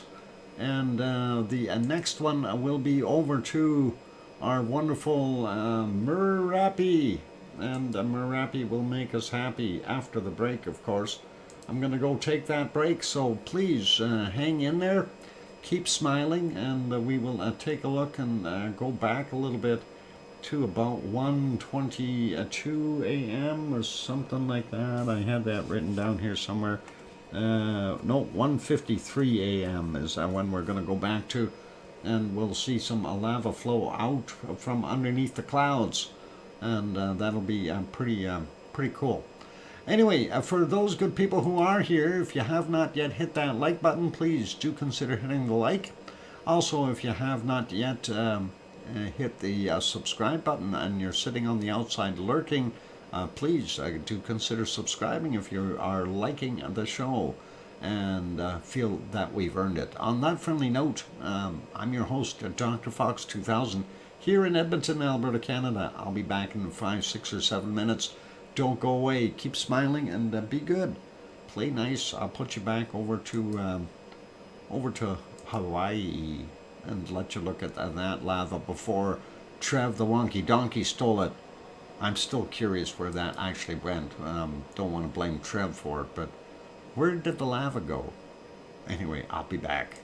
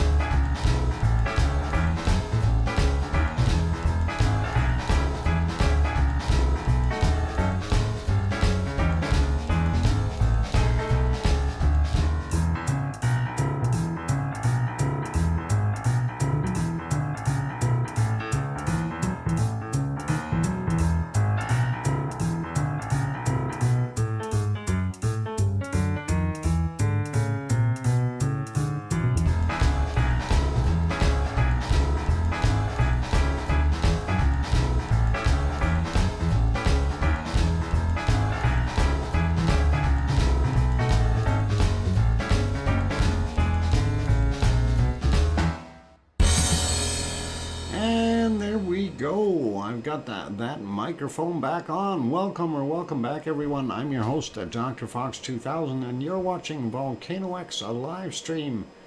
And glad to have you all here. Tongue was swollen for months afterwards. Holy Batman. I don't know what you guys are up to there, but hopefully everybody is okay. We don't like having mouth problems. Is always tough. You know, teeth, tongues, you get sores and stuff, and you know, you brush your teeth every day, a couple times a day, and you still have them falling out. It doesn't make sense.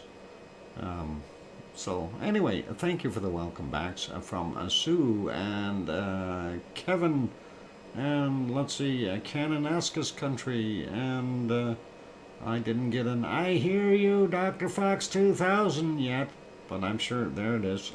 I was going to say, I'm sure it's coming. Thank you, Sharon Stewart, and thanks for the welcome back from Mona Alfano. I really do want you to record that. See if you guys can do that, Sharon, and that would really be awesome if you could.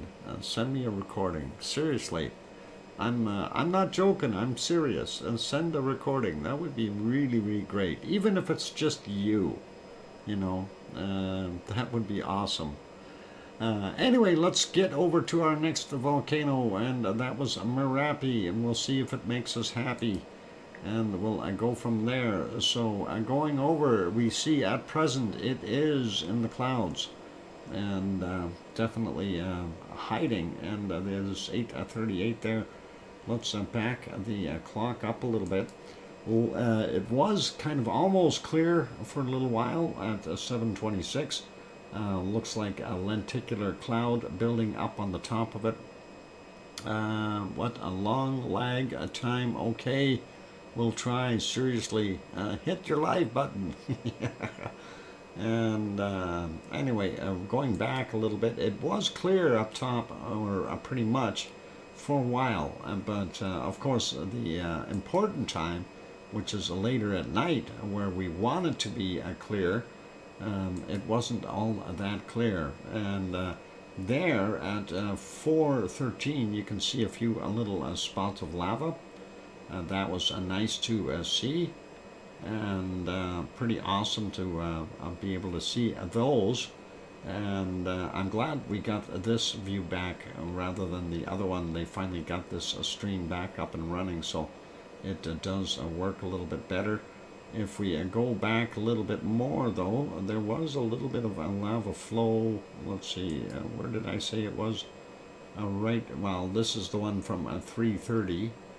I did see a few dribbles, and that was coming down quite a ways down the side of the hill. So that's a pretty long shot, though. Nice to see a little bit of lava. And if we go back a little bit further here, I want to get to that 153 mark and see when that happened. And that would have been somewhere around here. Nope, that's 2:30. Actually, what we can do is do this and make that a little bit bigger for you. And let's get to 153. And we'll see if we can back that up just a little bit more. 153, somewhere thereabouts. Okay, there's 156, 153, and of course you see a fairly heavy layered lenticular cloud on top, but there was a lava in here somewhere, and I want to find it. There, you can see the glow, and there it was up top, and there was a couple of pops in there. Obviously we can't see that because of the cloud, and it is definitely wrapped. The Merapi is wrapped, and if we expedite that, you can kind of see a light spot there for a second. We know that the lava is coming down the hill, and we should be able to see the output right there. Yep, there's some of it. So that was pretty cool, pretty neat to see. And of course, having seen that video from yesterday that I posted that link for, I don't know if any of you went and looked at it, where the guy actually flew up the canyon. It really, really looked cool, and was nice to be able to see some of that, the way it's shaped in there. And of course, he flew up while it wasn't erupting, so it looked pretty awesome. But yeah, some lava, little bits coming down the hill, and that was nice to be able to see that. So very very cool, and we like it. And there's a few more little spots there. And if we expedite this a little bit, I don't think there was too much more after that. But that lenticular cloud is certainly rotating around the top of that mountain. And that is pretty cool to see. So that was from Merapi. Let's leave that be. I don't think there was anything else that we've seen. I did try to see earlier, and that cloud was even further down for a while, and then up again. So it was, oh yeah, how about right there? I see a spot of lava. Let's try this one here. We'll go ahead a little bit. You can see the glow up top, and this was from 2252. Okay, I must have missed that one earlier. There you can see a little bit more coming down, and it's picking its various paths that it has available to it. So a little bit of bacon, and Merapi is doing its thing. My bad. What? It was the live button. Thanks. Glad that you got that. And there is a little bit more lava. That's, I think, the most we've seen for a while. Extra bacon for sure, and pretty awesome. And yeah, I know YouTube, I don't know, lately YouTube seems to automatically bump you back for some reason, time-wise. And I was, oh, we got two bunnies eating, that's pretty cool. Yeah, I was looking at my bunny stream. Of course, I was watching on the machine I'm using here right now, and I look over at my other laptop that I use to kind of monitor the thing when this is off, and I leave the laptop on all the time. But I was looking at the laptop, it was all synced up, and then all of a sudden the laptop starts buffering, and I'm going, well, why is that buffering? It shouldn't be buffering. I've got a perfectly good signal going out, and the stream is solid on the other computer, and it did not make any sense. And they're all on the same network, so what the heck is going on, you know? And it wouldn't come back from the buffering till I refreshed it, and then of course it showed the commercials. So I think it's a YouTube trying to push commercials or something. Anyway, that is Merapi. So Merapi almost made us happy, and we will leave Merapi be. I'm going to put that back on live, and that is the present view there. Let's put that back on the multi-view. There we go, and you can see it definitely has lenticular activity going up there with the clouds. Next one, of course, on our list is this very rainy place, and that is in New Zealand. And our wonderful Mount Ruapehu should be in the background here. But Mount Ruapehu is hiding. It's hiding amongst the wetness. And I don't know why it likes to hide back there in the clouds. But it does.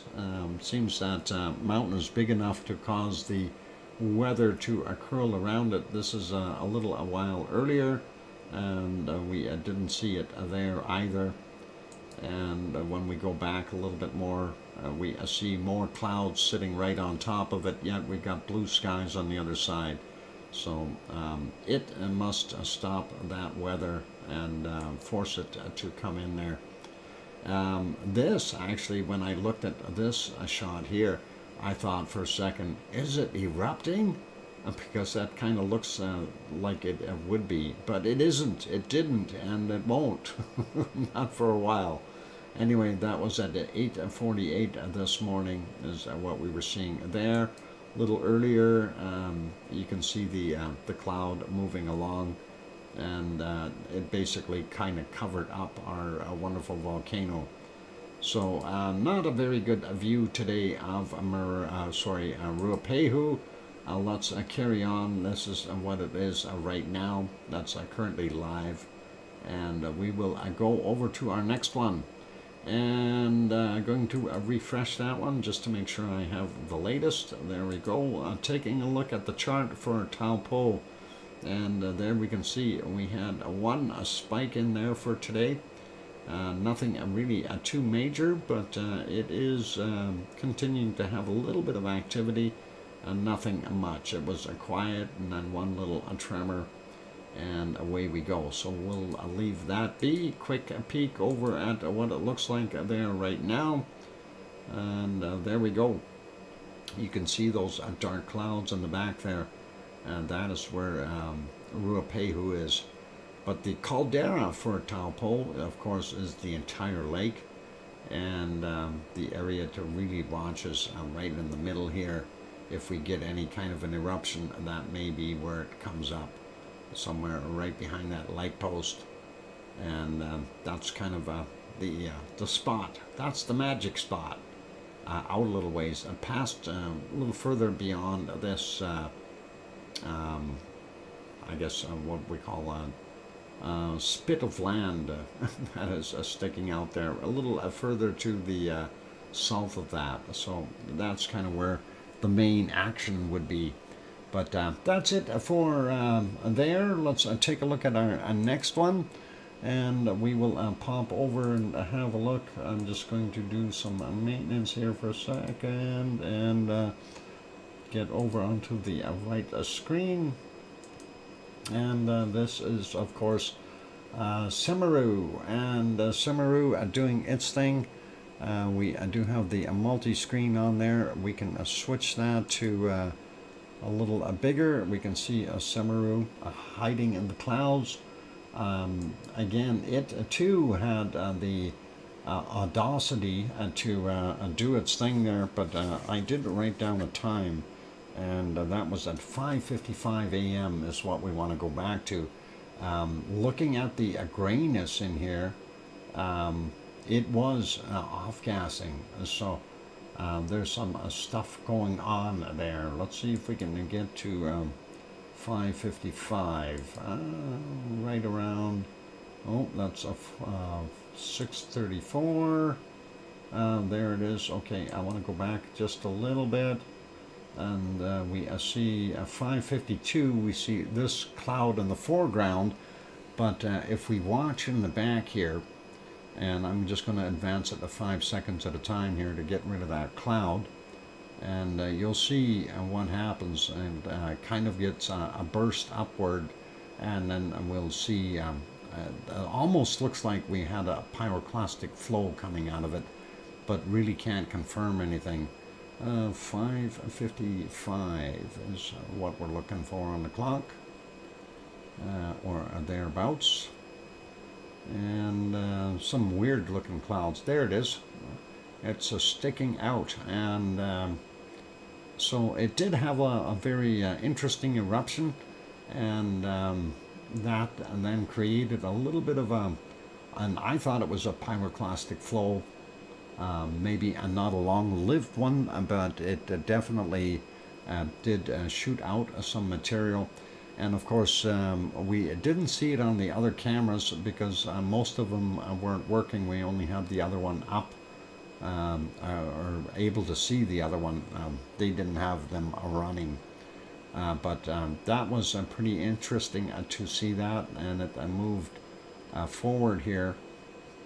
And I didn't really see anything coming down other than this ash at this point in time.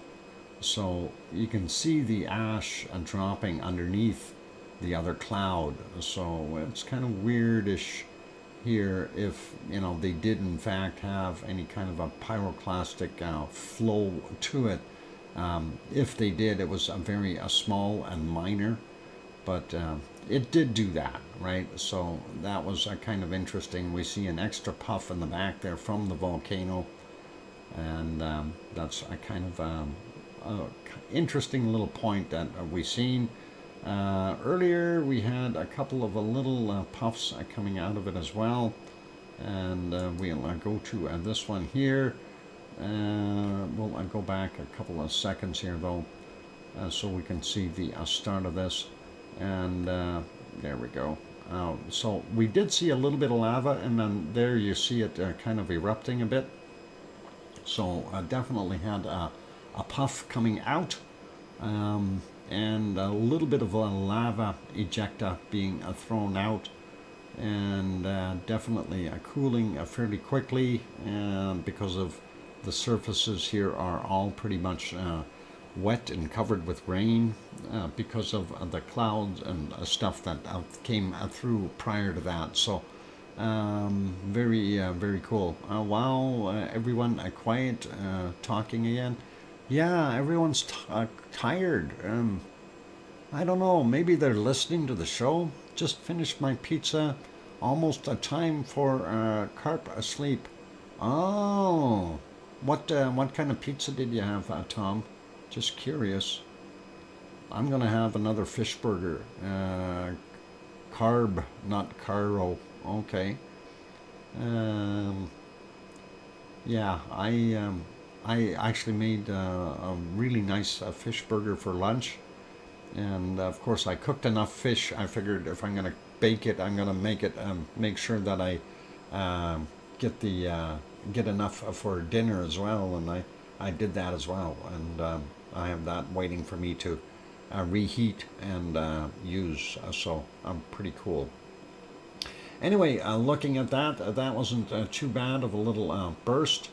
Then we did have a few other ones, but I didn't see a lot of stuff because, again, we run into the same thing. Tried something new, was not good. Oh, sorry to hear that, Tom. Yeah, you know, thing is, if you don't try it, you never know, right? So I'm sure that you won't be doing that again. We'll stick with the old favorites. There at 1:11 a.m. we see that kind of pluming out, and that wasn't anything overly exciting.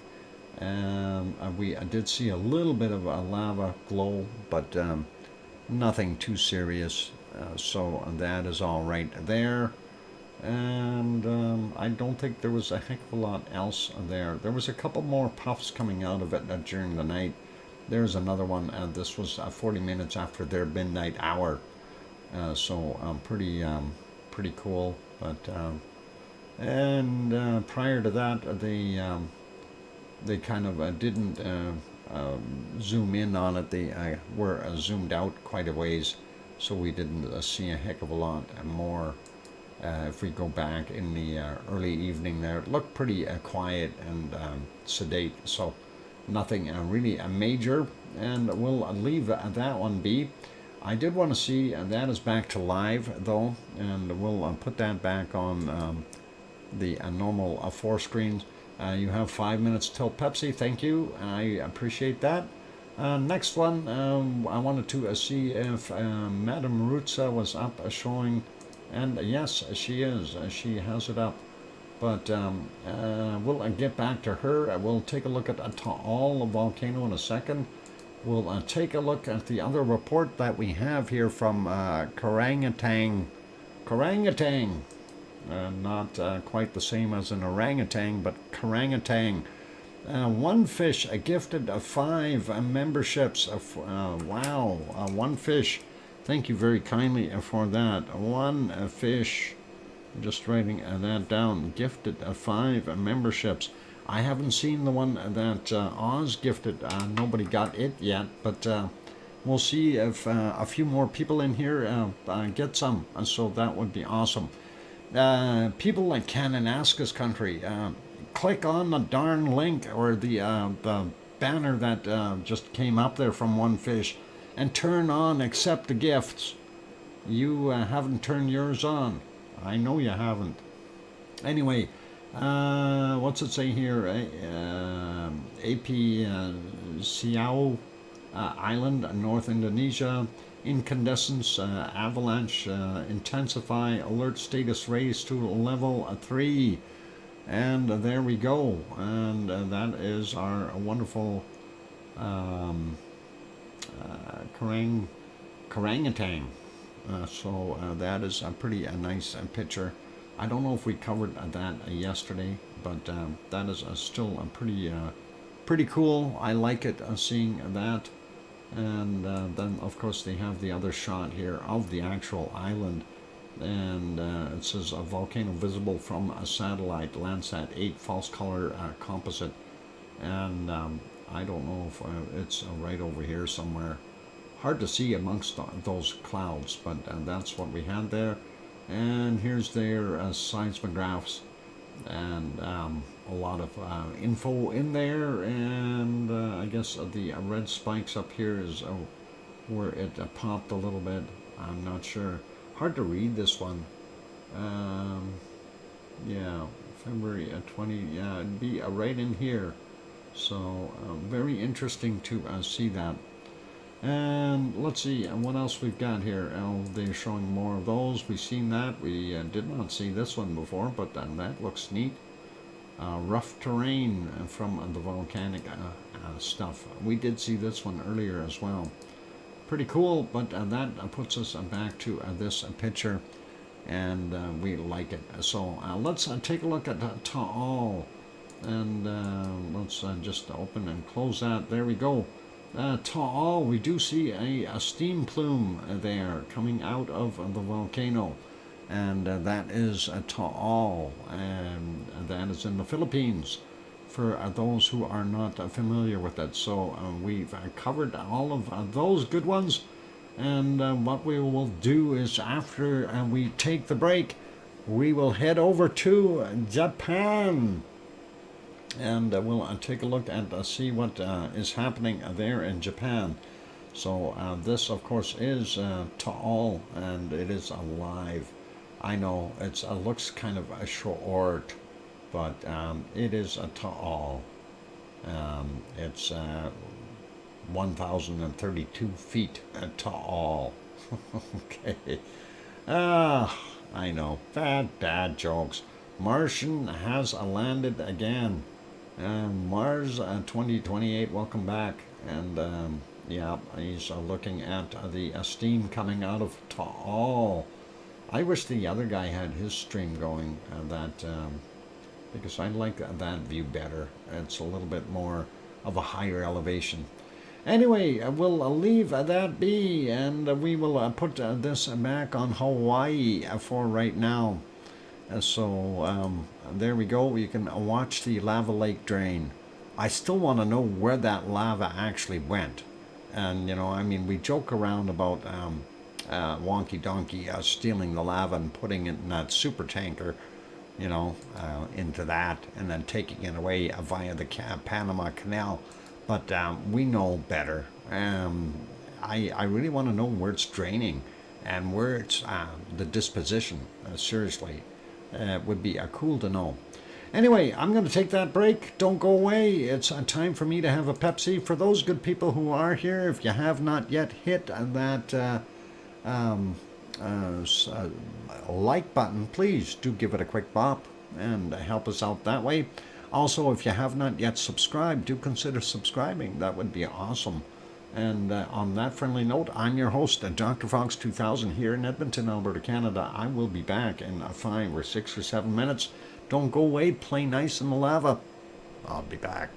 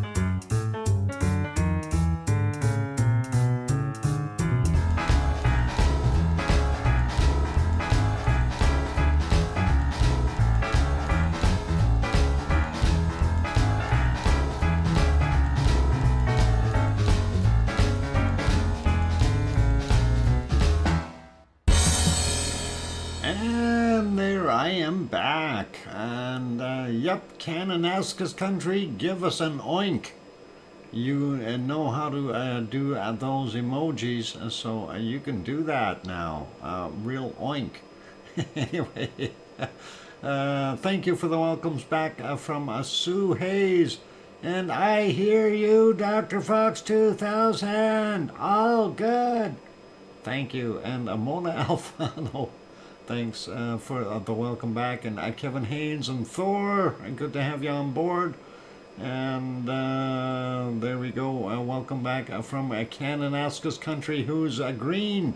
He's going to be hard to spot now.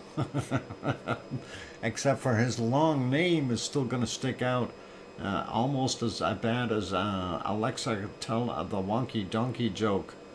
And that is all good. Thank you, One Fish. See quick. Oh boy. Welcome, Doc, from El Loco. The Chihuahua barking again here. And welcome, Chihuahua El Loco. Loco, where are you? Woof woof, Loco. Okay, enough teasing the dog. Let's go over to Japan. And yes, the ice cream boat is in. We definitely see it. But we don't see the volcano. Sakurajima is hiding behind the clouds. As many of the other ones are as well. So other than the reports, that's what we've got. And yeah, there it is, close up. You can definitely tell. We can't see it. If we go back in time, we did see a little bit more of it before the clouds buried it all. And there we see a little bit more at, what is it, 8:27. If we go back a little bit, well, we even see some birds in there at 8:27. If we go back a little bit more, we can kind of sort of see it was very hazy and rainy there, possibly. And prior to that, it looked like that. So not a good day if you're looking for volcanic activity. And sliding back a little bit more, this is kind of what we're seeing there. Not too great right now. So I see my bit rates are popping up and down. Not sure why that's happening. But yeah, not a very good view from our Sakurajima.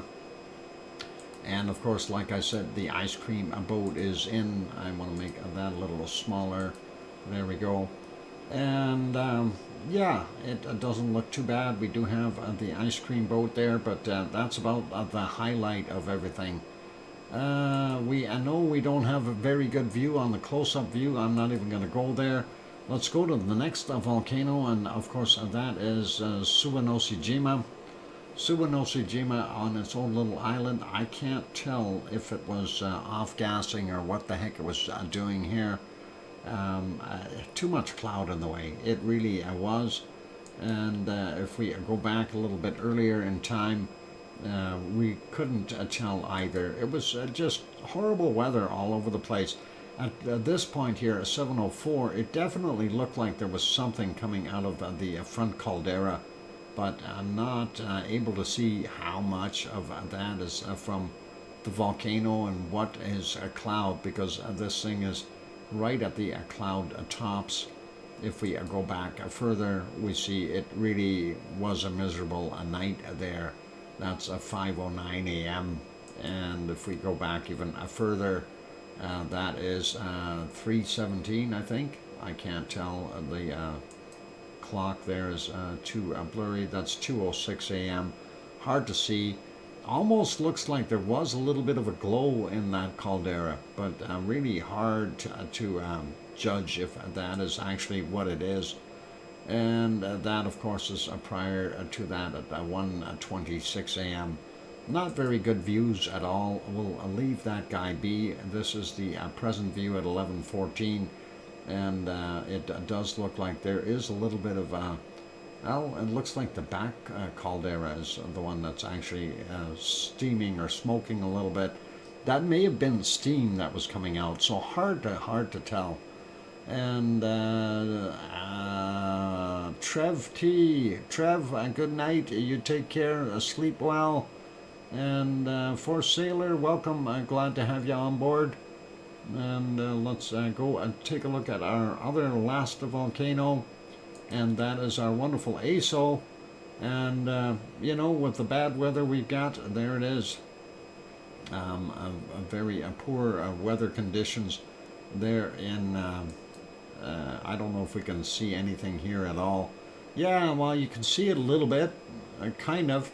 That is the steam coming out of the caldera there at Aso-san, but that is in between the raindrops coming down the window of the school, of course.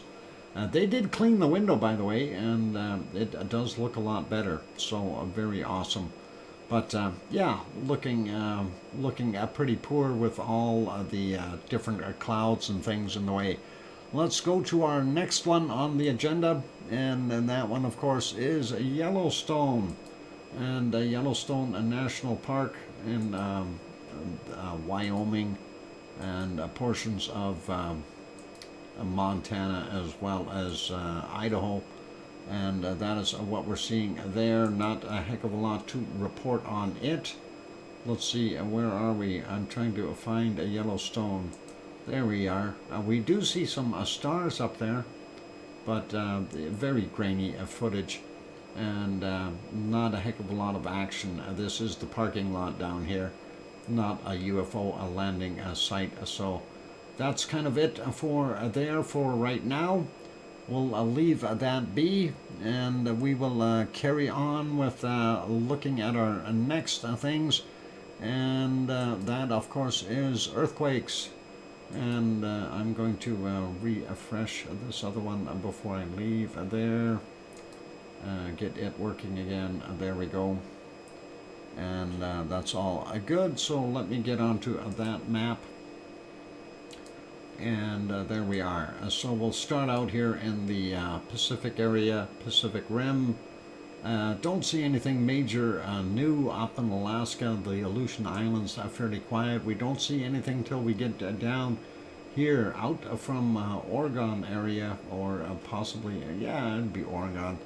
We do see this here, 3.4, and that, of course, is what's that called? The blank fault, or whatever they call it there. Anyway, it's not going to do anything. It's not going to create any tsunamis or anything like that, because it's on the vertical or the way that fault is laying. It's really not going to cause any problems. Anyway, that's the one Fuca plate, and of course it is subducting underneath the North American plate. So that's what we see there. We do see this one down at the corner of it, and that's a 2.8 there near Petrolia, California. And of course that is the area where Eureka is over here, and Ferndale area there. So those were shaken before we had some larger quakes in here. But again, that is nothing too major. We do see a little bit of a stack right in here. That's always interesting when you see a swarming like that. This is what they call the geyser, and it's just got lots and lots and lots of little quakes there. And the fact that it's all little ones is a good thing, because that tells you it's relieving pressure bit by bit. Nothing major going on. We do see a few more down here on these faults, and this is getting pretty close to Los Angeles. Again, this is 1.1, very small, and we see another one over on the other side here. So we know there's some movement. Something is shifting or moving. But those are very small quakes. Not going to worry about them as long as they keep happening. That means the big ones are not going to pop, and that's usually how we got to look at it. The little ones relieve that pressure. Going all the way down into Chile, down here in South America, 4.5. And that 4.5 came in at 7:45 a.m., 129.7 kilometers down. Then we have another one here, Argentina, 3.9, very small in comparison to some of the stuff we've seen. It's from 9:25 a.m., 211.3 kilometers down. And we do see one out here in South Sandwich Island area, 5.0. Haven't seen one here in a while, so in a way it's good, in a way it's bad. But that is from 1420, and that is 10 kilometers down. Looking at New Zealand, we don't see anything on the USGS map showing there. We do see Kermadec Ridge here, or Kermadec Islands. They call it Fiji, but that's still part of that Kermadec Ridge. And that's a 4.9 from 1525, 264.8 kilometers down. And he had a friend here at 4.4 in magnitude from 2:52 a.m., 491.8 kilometers down. Samoa Islands, is that what it is? Yeah, it was, Solomon, not Samoa. Samoa is over here. Solomon Islands, there we go. 3:53 was the time on that one, 5.5 in magnitude, and that was 35 kilometers down for him. We see another one in Indonesia, and that kind of is the divider line right in between Indonesia and right in here, Papua New Guinea on this side, Indonesia on the other side. Same area as before, 5.1 from that one, and that was actually yesterday's at 23:28.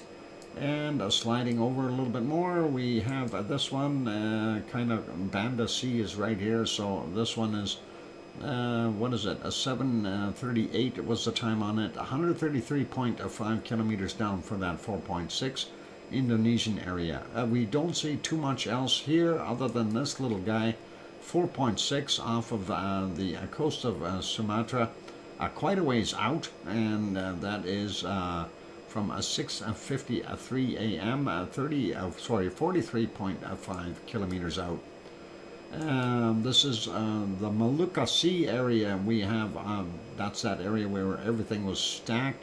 This one's a little bit deeper though, not at that 35 kilometer mark.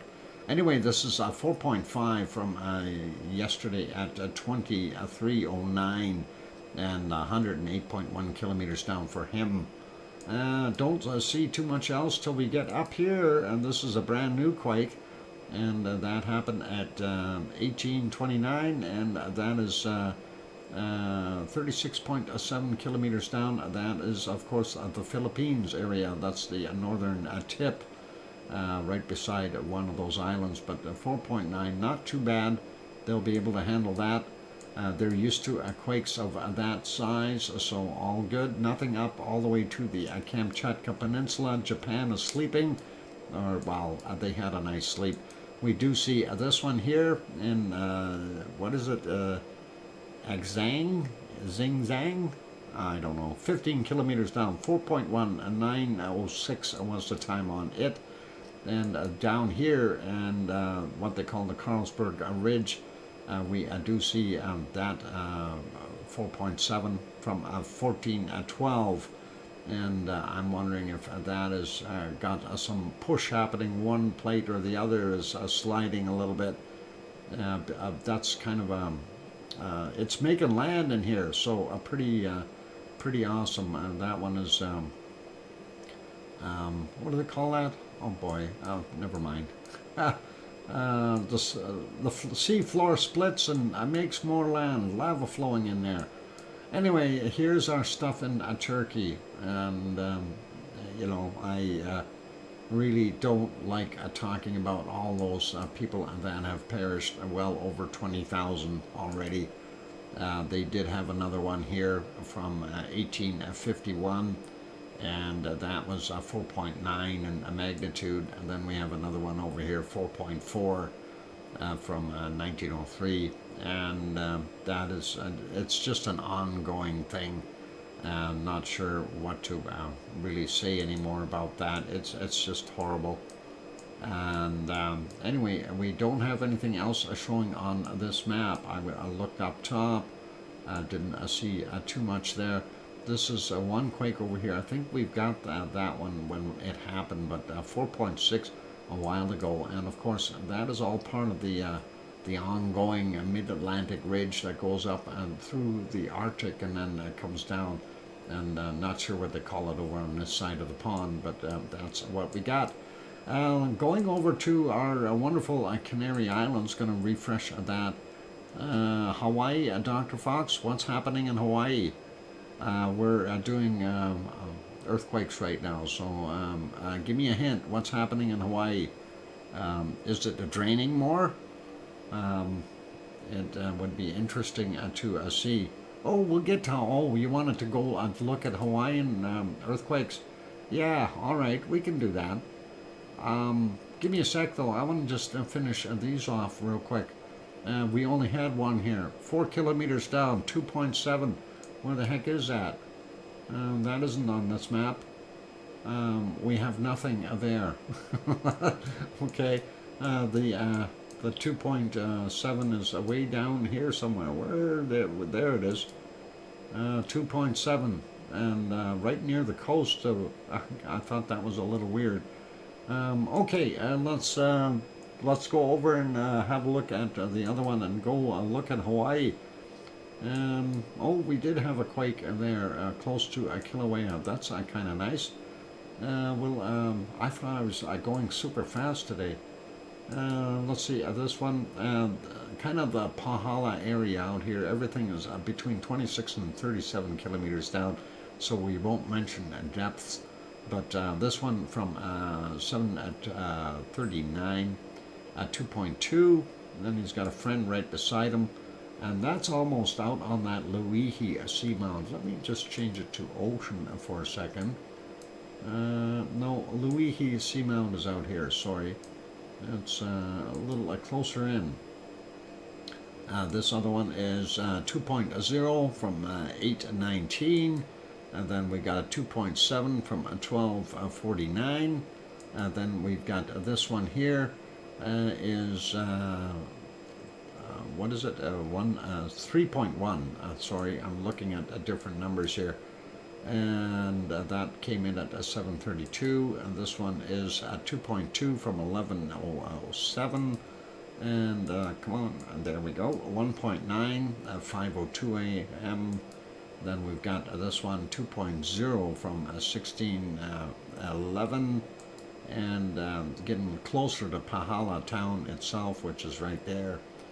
2.1 from 6:01, and the one that's just on the western side of town, that's a 1.7, very small.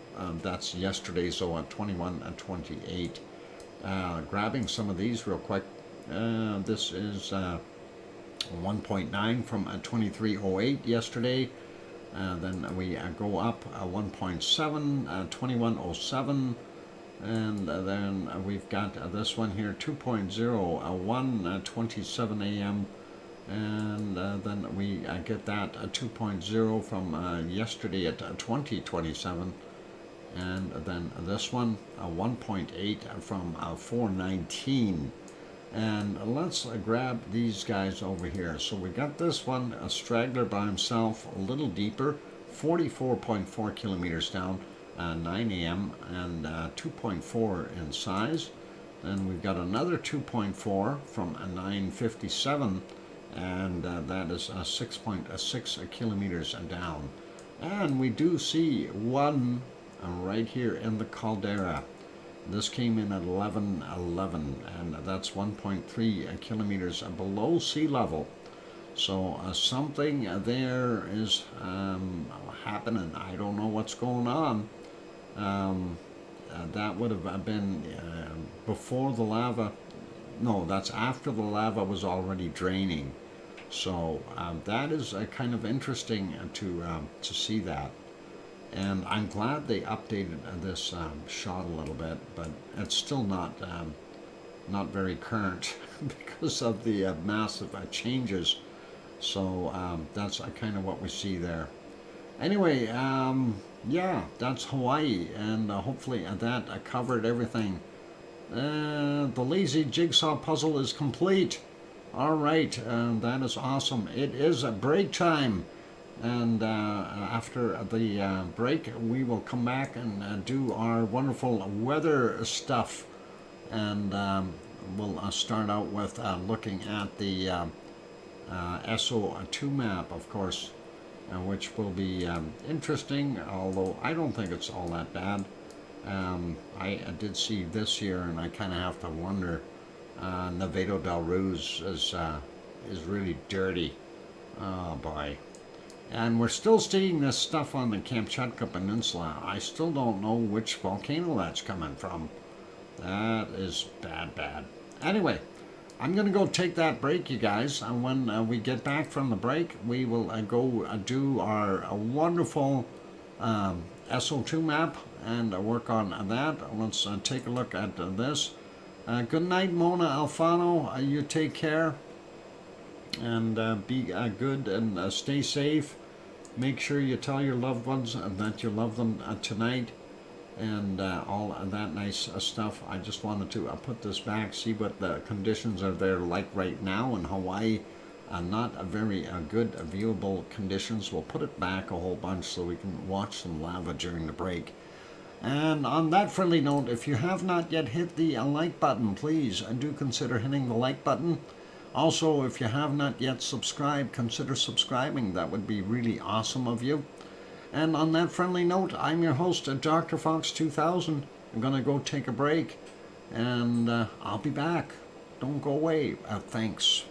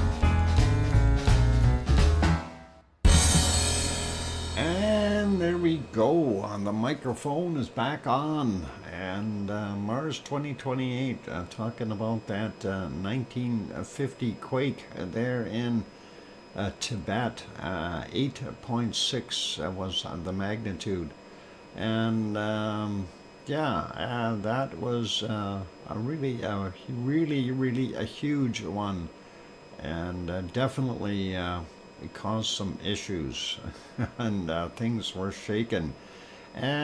Sue Hayes, thank you for the welcome back. Thanks, Mars, as well. And I hear you, DrFox2000, from Sharon Stewart. And I'm wondering, Mars, you were saying that the plates were acting a little bit weird and funny. And I am really kind of wondering if we are getting some different plate movement, because, when you take a look at Turkey with its faults there, and the massive displacement that was shown, like the 28 meters that things moved along that fault. That is very, very weird, and of course that is kind of a east-west shift rather than a north-south shift rather than an east-west shift along that plate. And I'm wondering if the Australian Indonesian plate was pushing up on that somehow, up onto the Arabian plate. It's all a weird game there. It's really hard to tell. So I'll be on audio for the rest. I got a 4-hour drive back to pick up the trailer, and a 9-hour break. Then it's off towards Turkey, and we'll be back in 8 to 10 days. And that is all good. And no worries, Thor. You be safe. Enjoy your break, and of course take care in the meantime.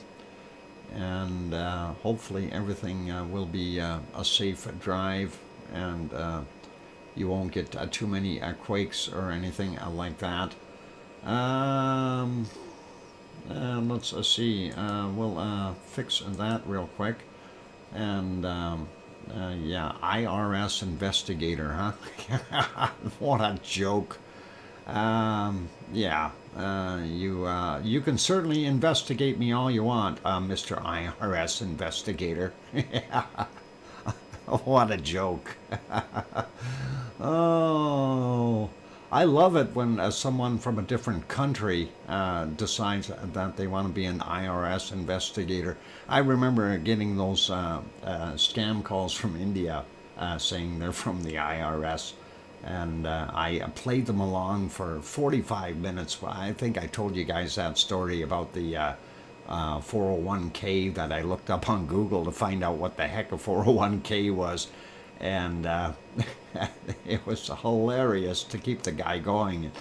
When he finally realized, when I told him that I'm not in the United States, he finally clued in and disappeared. But IRS investigator. What a joke. Anyway, Dr. Fox, do you think my friend from northern India should be worried about another big quake? Northern India is always a zone for being susceptible to quakes, especially if you're up near Nepal, up in that region. If you're closer to the mountains, you can get some devastating stuff there. I'm not surprised by earthquakes. There has been so much movement in northern Turkey and so little further south across the Middle East. And what we were just looking at though before was the other stuff. And I'm actually going to bring that USGS map up. Actually, maybe we'll use the other one, but on the USGS map, I'm moving the wrong thing here. Let me get over to the right one here and get on there. There we go. Looking at this, whoops, a little too far in. So anywhere along here, you're going to have a susceptibility. Most of everything that we see as of late has been up here in this area, and that is either northern Afghanistan or is it Tajikistan up there, and then over on this side. We did have a couple of big quakes out here in the plateau. I'm not sure what that would entail, but here, this guy on the Carlsberg Ridge, when you see movement here, that's telling you that something is moving. Is it Africa, or is it the Indonesian, Australian plate pushing upward? And I always worry about that, because if it's the Australian Indonesian plate, that of course is pushing up against the Arabian microplate here, and that could be a part of what's going on here, but it could also be the African plate, and that is pushing up. But it's funny here, this stuff is heading this way, and this one is going that way, and we can better depict it by looking at this, and you can see the dead zone or Dead Sea transformation or transform, and the Anatolian plate, the way everything is shifting there. And then you've got the bitless fold and thrust belt. And this fold and thrust belt, of course, is kind of the stopper as it pushes up against the Eurasian plate. And I always wonder what's going on there. You know, this stuff is more pliable here because you've got that fault going through. So very hard to say if we're going to see some more quakes here. We did have a few years back, I think it was 2011, we had a very, very large quake in this area there in Turkey. And I think perhaps we're going to see some more over there. But going back to the other map, so that is this lake here. And we did see these other quakes out here previously. And having these along here is kind of an indicator that something had to have moved, right? And we're probably going to see more movement in this whole mess. And I don't know how much that Eurasian plate is moving southward, but we know that we are definitely getting an upward push on the other side. Fred Largos, okay, well, hello. Philomena, welcome, I'm glad to have you back. And Fred Largos, who are you? Where'd you come from? And I'm curious. Let's see what we got. Yet another, okay, the other plates will be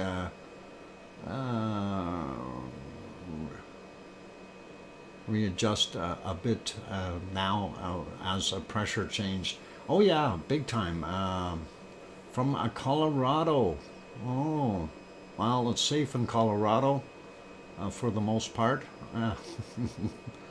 And we'll see what happens. Let's see, just want to check something here real quick. And let's just check something for a second. And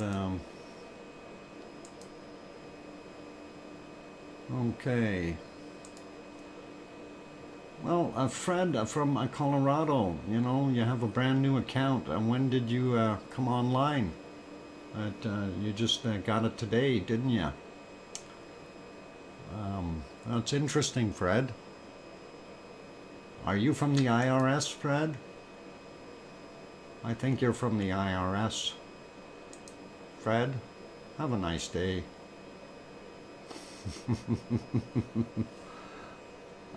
Yeah.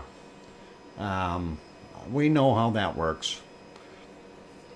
Yeah, the IRS man was from about the same time period. Anyway, have a nice day, Fred. Let's get back over to our. Oh no, I didn't kill him. I just removed him. He's the same guy that was from the IRS. And that happens. You know, he was in here a few minutes ago, so we'll leave him alone for now. I'm sure he'll be back. We'll see how quickly he comes back. Actually, while we're doing that, let's do this and make it a little bit more interesting for him. So we'll see how that works. Okay, and there we go. I'm sure the IRS has all kinds of time to spend. Okay, let's get over and take a look at this. And yeah, and that is our SO2 map. And yeah, I see our moderators are a little bit busy tonight, so I guess I had to handle that myself. Anyway, we do see what I mentioned before here. We do still have a fair amount of stuff there, and that is interesting. I have to sign in again. Someone bumped me out. That's not good. How did that happen? So, Sue, did you happen to see anything on this that was in here? Very kind of neat to still see. And I don't know if you had figured anything out about that, because I tried to look today. I couldn't get anything down pat, so kind of looked at it. Anyway, looking at what we see here, no, I was busy today. Okay, I didn't see too much. Most of Canada and the U.S. were not bad. Down in Mexico, though, we did see a little bit more. And I think it's just weather conditions that are helping out. But Mexico City is over here, and we're seeing most of that plume move down here. And I think that is still from our wonderful from Popocatépetl in Mexico City. But the winds made it a shift. And that's kind of what I'm thinking there. And this circulation here, does that look fuzzy to you, or is it just me? Looks like their arrows are fuzzy. They've got fuzzy arrows today. Anyway, looking at what we see, most of this is from Nevado del Ruiz, and that is a pretty heavy duty. So a lot of SO2 coming out of there. We also see down here along the Chilean coast, not bad. And we do see this in here from the Antarctic, still a fair amount of SO2. Most of that will be washed away once it starts raining and snowing again down there. And then, of course, seeing White Owl Volcano, it's kind of off gassing as well still. The refineries there in Melbourne doing their thing for Leo. I don't want to blame Leo today. I think he doesn't have his little hut set up here on the beach, so he's not having maybe he's having a barbecue at home. Leo, are you having a barbecue? Okay. Anyway, looking at what we see there, pretty quiet, but still gassy in the region out there north of Sydney. And we see our Tofua still doing its thing. And here in Vanuatu still pretty normal. Aoba and his friend and the new one. What was it? Epi. And that is in there as well. So doing their thing, nothing special. Little lighter there in Oh, you got home 10 minutes before the stream. Wow, you must have been busy doing other things. Light SO2 coming out of most of what we see here in Java and from Luolatok. Nothing too heavy. Sumatra looking not bad either.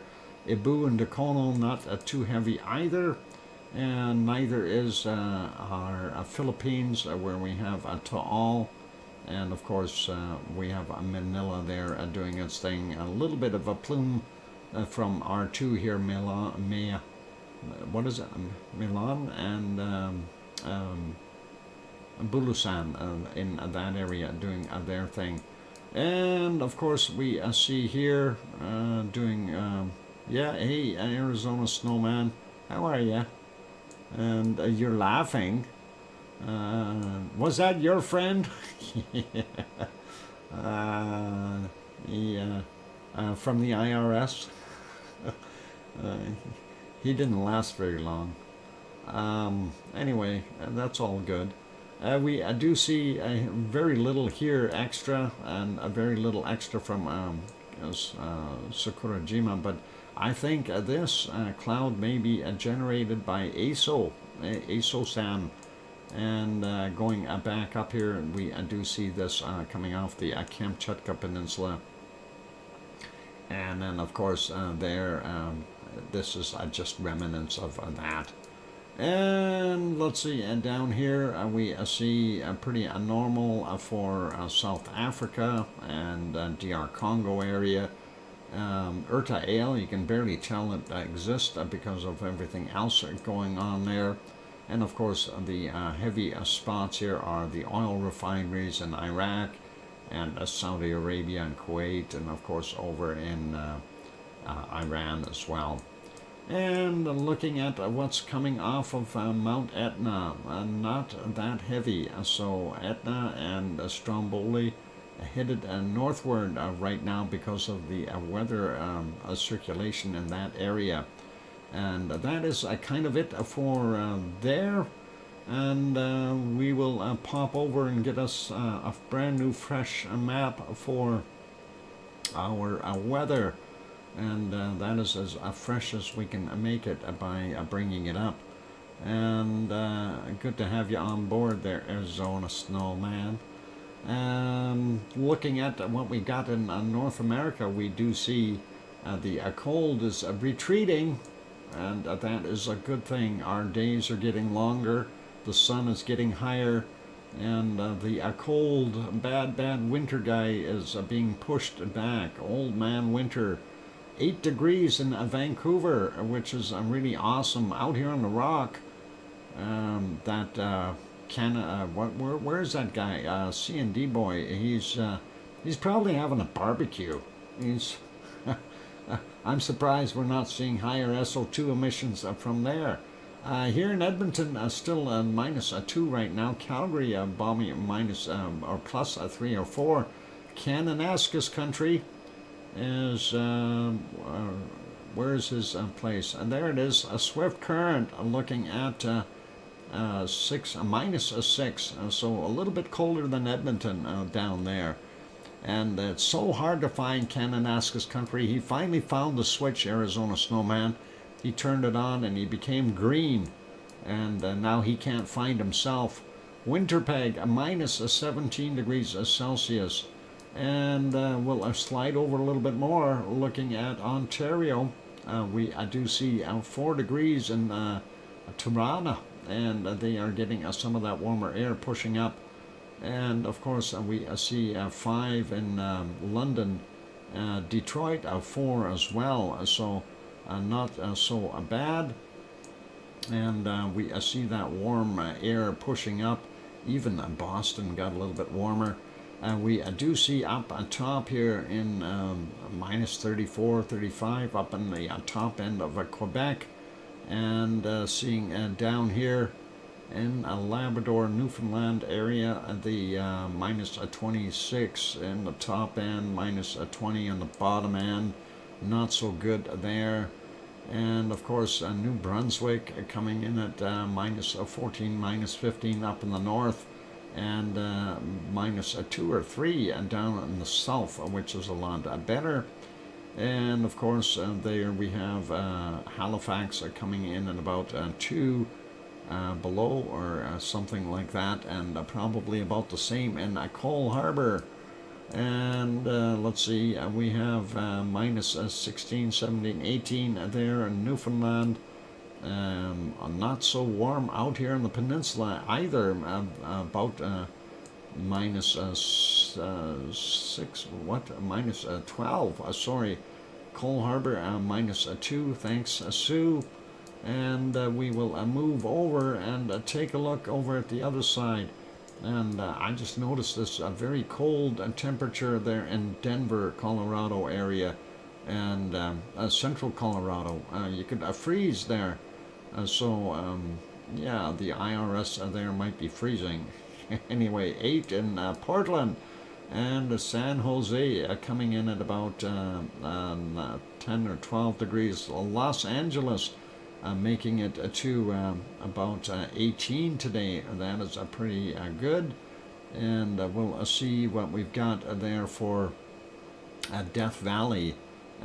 Probably coming in about 18, 19 degrees, somewhere thereabouts. A little colder over in Las Vegas, and I guess you gotta keep warm somehow. And Avalon Peninsula in Newfoundland. Oh, that's what they call it, the Avalon Peninsula. Cool. I didn't know the name of it. I just know it's there. And we got a 13 at in Phoenix, 13, 14, and 19 in Death Valley up here. So that's not bad. 19, 20. That's pretty good. Mexicali 15 right now. Tucson coming in at about 11. Going over to Albuquerque, New Mexico, we see that one is about 0 degrees. And going to Oklahoma, and that is about Oklahoma City, 5 degrees there. San Antonio, a little bit warmer at 15, and we see the bottom end here, not that warm though yet, but summer is going to come soon. Don't worry. 14 in Houston, 13 there in Austin, and Dallas coming in about 10 degrees right now, so 50 Fahrenheit. And we got about just about 60 Fahrenheit there in New Orleans, so they're a little bit better. Mobile, Alabama, about 15 as well. Tallahassee, 19. Jacksonville, 21. Let's see, Atlanta is 15, and that's really nice for them right now. Miami, 24 degrees, beautiful. And there, temperature-wise, let's move up a little bit. And Charlotte, North Carolina, 16 degrees. Celsius, and 18. Oh, Grandma B is ready to take off her sweater. Probably looking fairly windy though, and that is pretty awesome. Virginia Beach, 16 degrees, and moving up a little bit more, seeing Philadelphia at 12, and New York at about 10 or 11 degrees. Boston, a little bit colder at 6, but still reasonable. And let's see, we also see here at 25 degrees in Cancun, Acapulco, 24, Mexico City only 13 right now. We do see the cold didn't push down as hard today in that other area, so that is pretty awesome. Anyway, it is break time, you guys, so we'll start off here from Central America onward after the break, and I'm going to take that break. I need to do that. My voice needs to relax, and don't go away, you guys. More to come, and we'll put you back onto some lava view. And is that current? Let's see if that is set to right now, because boy, that looks like it's missing of the lava. And yeah, that is live right now. There is no lava. Holy, oh, a little spout. There's the little spout.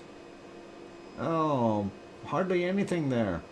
Anyway, let's leave that on here for a second, and we can gaze at the lack of lava while I take my break. Pelly went to sleep. That's possible, Michael. I think I still think it's something to do with the super tanker and with that wonky donkey. There's some missing lava, and that is a lava transport. And I'm pretty sure there's a connection there. But let's not talk about that too much. Anyway, don't want to get him in trouble, you know. I'll be back, and don't go away. Here comes some music. Hit that like button if you haven't done so already. Also, hit the subscribe button if you haven't done that yet. It will take you 20 minutes to be able to get into the chat, though, and we have to do that because of the IRS showing up. I'll be back. Don't go away.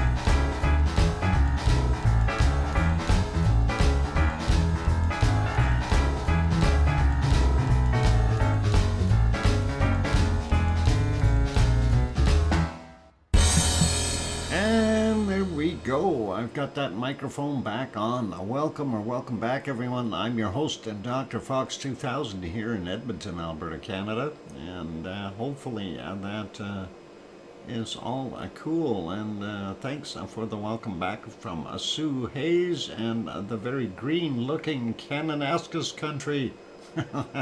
And all those others. And Mars 2028, thank you. And yeah, that certainly does look a little desolate, doesn't it? Looking at that empty lava pond or lake there. And, you know, looking at the lavagator, what's left of them, just sticking out of the ground. And that is definitely... that's got to be like 4 meters tall, that lavagator.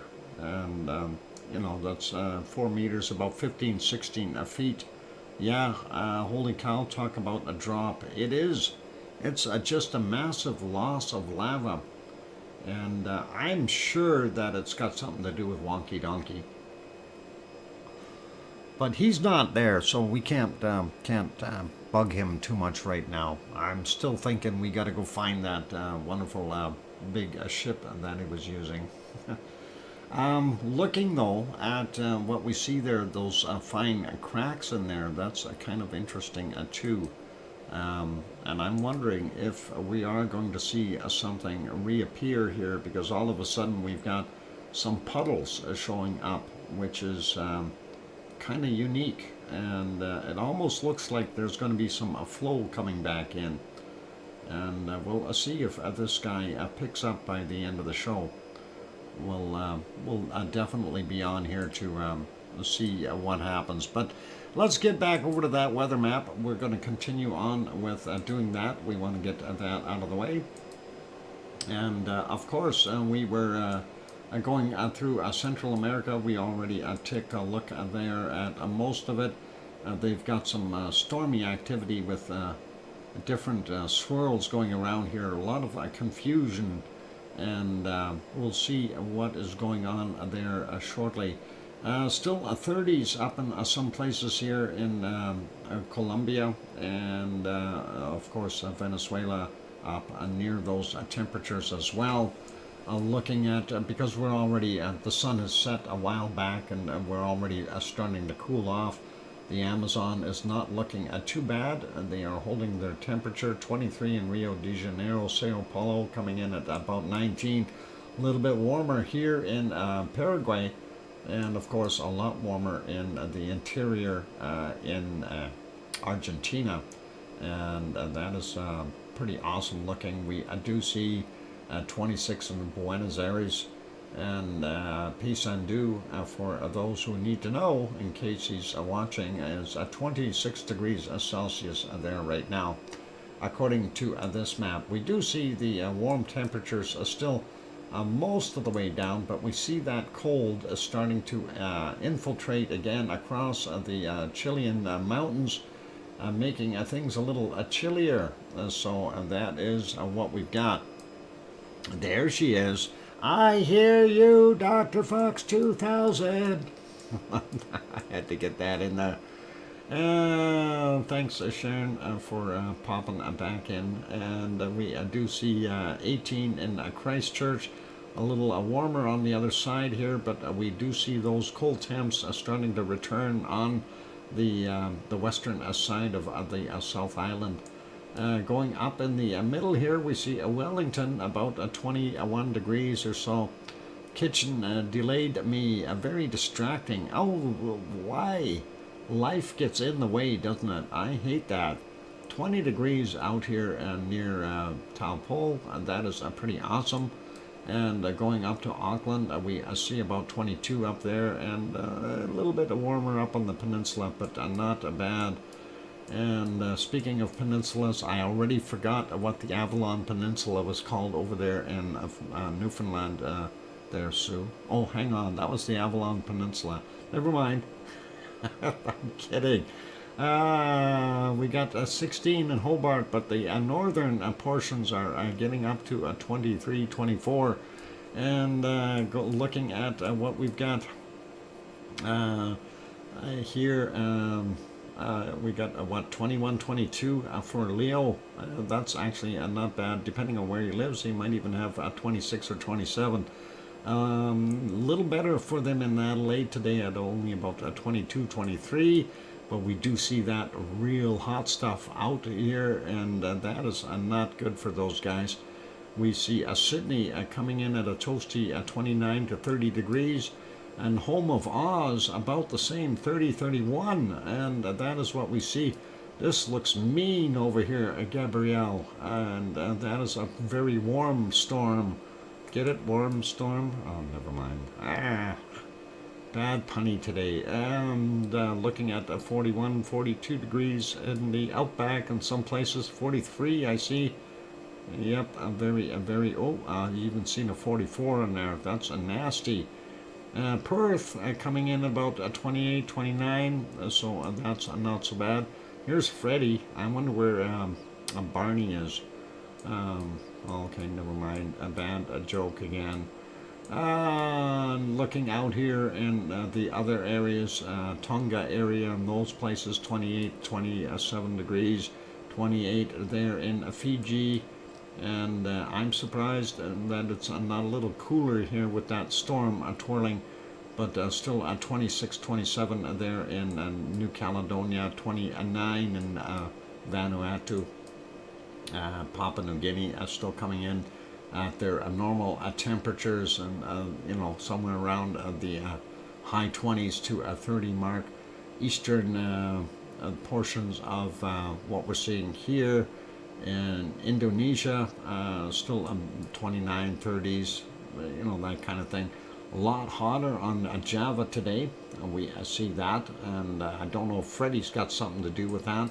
Sumatra, same thing, a lot warmer, and the higher elevations, of course, are going to be a little colder. Bangkok coming in at about 30, 31, 30, 72% relative humidity. I think things are getting back to normal, and I think I'm going to take a look at something right away here. But 31 there.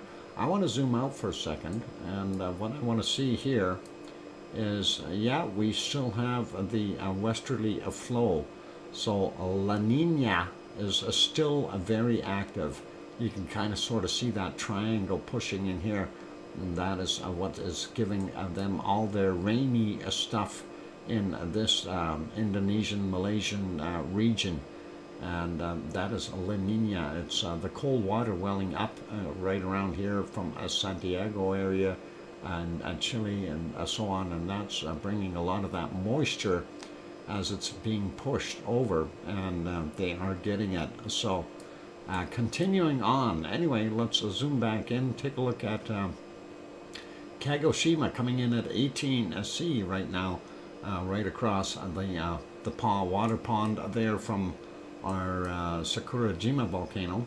Looks not bad down on that bottom portion. We do see some colder temps up in the northern half, though. Tokyo only 3 degrees right now. Sapporo -7 today. I think yesterday was about -5. So they're a little cooler today. Kamchatka Peninsula, variable stuff because of the way the weather is happening. Don't know what's going to go on there. And yep, Sri Lanka. Sri Lanka is it's a normal 25, 26, 24. It's not a change. That place never changes temperature. That sounds like a nice place to live, but people are moving away from there. I don't know why. Mumbai, about 20, depending on where you're looking, about 22, 23. India coming in at about 14 right now, so that is not so bad. And we see here Cape Town about 17, 18. That's not bad. Most of southern Africa, not too bad. Central Africa, not too bad. Looks like that cold is starting to get pushed north, and we are starting to see warmer temperatures in those countries. The UAE still anywhere from 14 to 16 degrees, horribly cold for them. And the same goes for a lot of places. A little warmer in Oman maybe, but not by much. Same thing with or Yemen, but the coastal area of Yemen is holding some really warm temperatures. Saudi Arabia not that great either. We look at most of it, it's very, very cold. So they've got that cold snap through there. Baghdad, 4 degrees right now. And Turkey, of course, is getting some horribly cold temperatures as well, with minus 22 in some places, and even over here north of where those quakes were, and minus 19, minus 20, and that includes a lot of this area here. Still very below freezing temperatures. Adana is at about 2 degrees right now, so yeah, very cold for them. Let's take a look here at what Piggy's temperature is. And Piggy is coming in at about 9 degrees Celsius, right on. Thank you, Sue. And we see that. We see still very cold here in Crete as well. That is not so good. And looks like Malta is sitting right underneath that storm. And they are about 12 or 13 degrees. And let's take a look here at Randazzo, and that of course is about looks like a -1, -2. It says a +1. Yeah, well, probably right around that freezing mark. So I'll possibly see some more snow building on Etna. And Naples are coming in at about 7 degrees. Rome coming in at about 1. Brr. And going up to a Milano, -2 out there. Still quite cold in Sardinia, and down to a -2, -3. That's not a very good temperature for them. And looks like, yeah, a little bit of warmth return to the coastal areas there of Portugal, but we see Spain is still not that warm. 2 or 3 degrees in Madrid, still 0 in Aurelio's home, and I haven't seen Aurelio for a while, but I'm sure he's busy doing other things. But over at 2 Pineapples, probably he likes it over there. It's warm. But he may not. Yeah, he may be disappointed when he doesn't see any lava there anymore. 1 degrees in Nantes, and then Paris coming in at about 1 as well. Frankfurt, no, hang on, Munich, -5. Frankfurt is -2. Cologne coming in at +2. Yvonne Kunkel's house about 1 degree. We see Brussels showing in at 1 degree. Luxembourg a little bit colder at -2, -3. Plug in that spaceship there, a few lux. And about 2 or 3 there in Amsterdam, not so bad. Going over Berlin, 0. Hamburg about 2, and going up a little bit further, Copenhagen for Thor is about 4 degrees. Aarhus coming in at about 5 degrees, so that's what we've got. And then of course Oslo up here -3, and Stockholm is at 0. Looking at St. Petersburg real quick, -2. And let's see, Moscow coming in at a -5. Oh, I didn't want to click on that, but that's okay. I did want to kind of look through here. We do have some very, very cold temperatures going through some of the other countries. Istanbul is about 3 degrees, but coming through the mountains, we see some very, very cold temperatures in some of the other countries going through here. And you know, even Hungary and those places, -7, -8 degrees. So Thor, if you're driving through some of those places, get ready. It's going to be cold for you. And there we go. And let's take a look at what we've got in England. We want to see what we see out here. London coming in at about 0 or 1.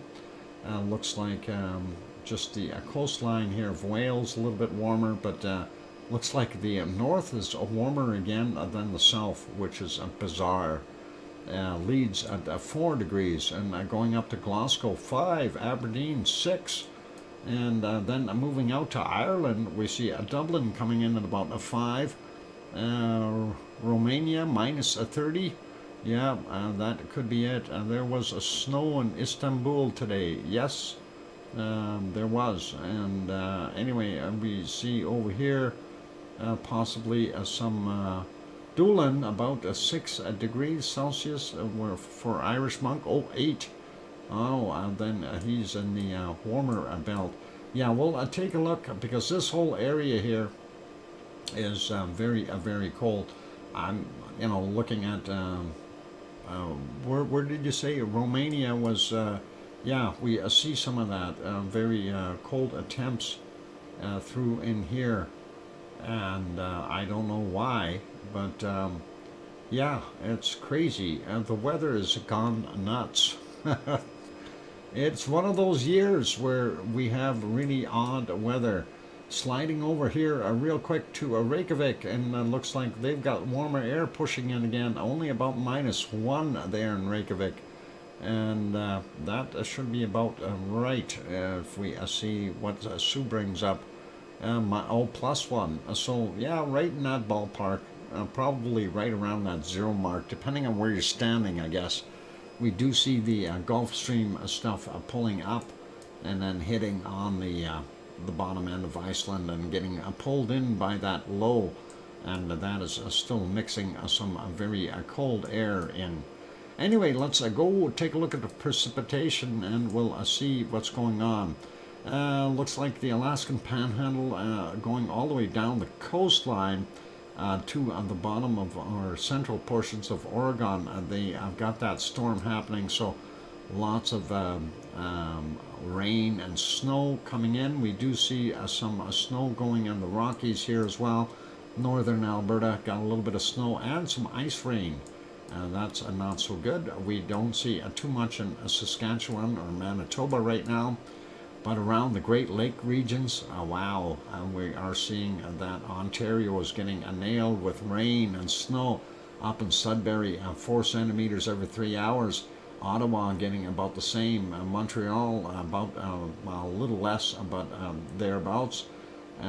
Quebec City even more, and that's what they've got. Lots of rain in the eastern United States with some freezing rain as well. Places like here in the Lake Erie area, they've got some stuff going on there as well.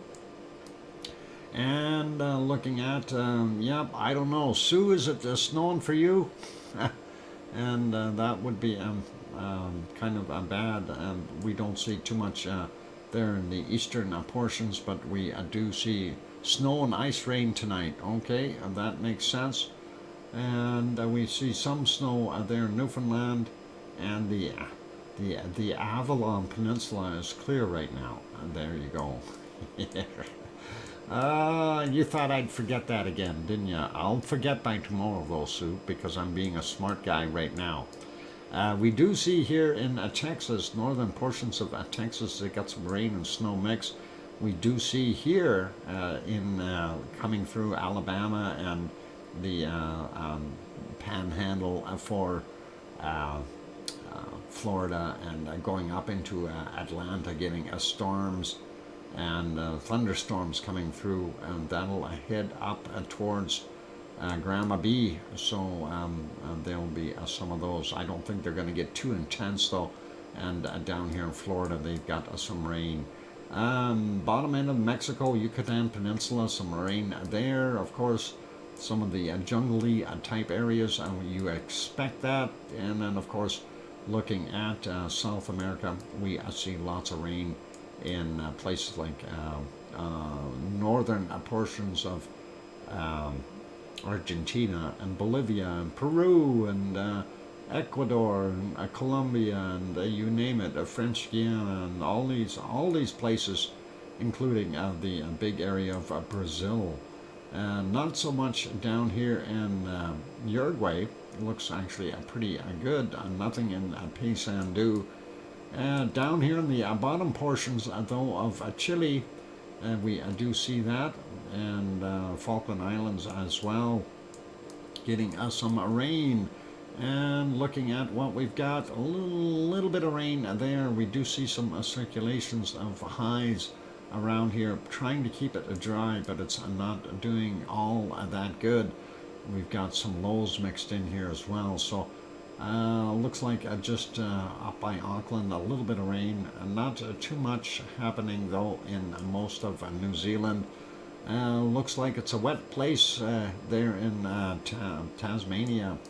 And not anything around Melbourne today, or there at Adelaide is not bad. We do see some stuff along the coast here, but nothing too bad. This stuff here I think is going to move southward, and that means Gabrielle will probably move south, and I don't know if it's going to move inland, but Oz, be ready for a storm. That looks nasty. And looking up at the northern portions of Australia, we do see there's some rain, stormy stuff happening. Same thing with the areas here of Papua New Guinea, as well as the Indonesian area. We see all of it. It's all over the place. So too many systems to try to pinpoint. Looks like a lot of rain here in the Philippines as well. And here's what's happening. The warmer temperatures. Yep, looks like pretty ducky stuff happening there in what we see in Japan. They're getting some storms coming through. And remember, just last week it was blowing from the Chinese side and Russian side over onto Japan. Well, it seems to be blowing back the other way now, and that is those lows. So Sea of Japan is going to be rough. And looking up here, Coral Islands getting a snow. Same thing with up here in our Kamchatka northern areas. So pretty nasty. Looking here, and Dingani. Oh, so 94S is now called Dingani. Dingani looks like it's a buddy of Freddy's. They should have just called him Barney. Freddy and Barney. Fred and Barney. That would just work. Okay, never mind. Bad humor. Looks like they've got some stormy stuff in the southeastern portions of the African area, and that includes some of that into Madagascar. This storm down here in the Indian Ocean is still doing its thing. Of course, to be expected. It is the rainy season. And looks like maybe it won't be so nice a weather there for a vacation right now in the Canary Islands, and looks like they are getting some rain out in that area as well. Less snow for the area up here in Turkey, which is really good, but they are getting very cold temperatures. So I'm at least happy there's no snow, but we do see that snow in Istanbul that we were talking about there. We see that, and then of course don't see anything for Piggy right now. No moisture, which is probably okay. She's had some big storms there. And here's that system sitting on top of Malta, and we can see that, of course, it's nailing Sicily, and yeah, you see some snowflakes, 9 centimeters of snow going to fall over there. So they're going to get some snow on Mount Etna. Mars, good night, take care. Looks like Italy is getting nailed with some snow as well. And rain up here in the top portions of Africa. Very little rain in Spain, and looks like just a fog in France. A couple of little spots there of snow and possible rain in Germany. Nothing serious, and that goes for up in Denmark. They've got a little bit of snow there, or no, sorry, not snow, but rain happening. And of course, looking at, be thankful you're not going into Helsinki, Finland, very full of snow, and then also seeing all the way up the coast of Norway, and that is popping over into Sweden a little bit as well. Snow, snow, snow everywhere. Looks pretty dry in most of England, getting up into the top end of Scotland, a little bit of rain up there, and south of Glasgow, a little bit of rain, not bad. Ireland, same kind of thing, a few little spots. That's easy to handle. And taking a look at Iceland, oh yeah. Basically the bottom half of Iceland has got a snow and rain, a mix, ice rain in some places along the coast as well. So that is kind of our precipitation report for today. Not so good for many places, but at least some places, like in Turkey, they're not going to get any rain or snow right now in the affected area where they have had those earthquakes. So let's get back over to the temperature map, and we're going to find the coldest temperatures on the planet. And I already found a minus 47 down here. And let's see, do we have anything colder? Minus 47 in Antarctica. Minus 44, minus 46. That's a high over there, minus 44. And let's see, minus 47 was what I seen there. Let's see if we can find something just a tad colder. And we'll zoom in a little bit and see if we can go down a little bit more here. And not seeing too much. Minus 47. I don't know. Do we see any minus 48s? No, and that's getting warmer again. 46, 45 up there. Oh, that's really warm. Well, not really warm. Minus 42, minus 41 is not warm. Minus 46, though, that's pretty cold. Minus 47 is what we had, and that is there. I don't think I'm going to find anything that is colder, so I'm going to go with a minus 47 today for there. And we'll see what else I can find. Let's go to Greenland. Minus 47 for Antarctica is what I'm seeing on my map. I don't see anything warmer or colder. Let's take a look and see what we have for frosty stuff here in Greenland, which is awful white. We already see a minus 50. And let's see if we can find anything colder than a minus 50. Let's zoom in there and just check. Minus 50. And do we have anything? Minus 50. Anything colder? No, minus 49 ain't cutting it. What about on the edges here? That's getting a lot warmer. Same thing on the other side. What about down here? Nope, nope, nope. No, I think I'm going to have to go with that minus 50 that I found. And minus 40 something. No. 47, 48. No. Minus 47, 48, no, 49, yeah, we see that minus 50 in there, so I don't know if there's anything colder.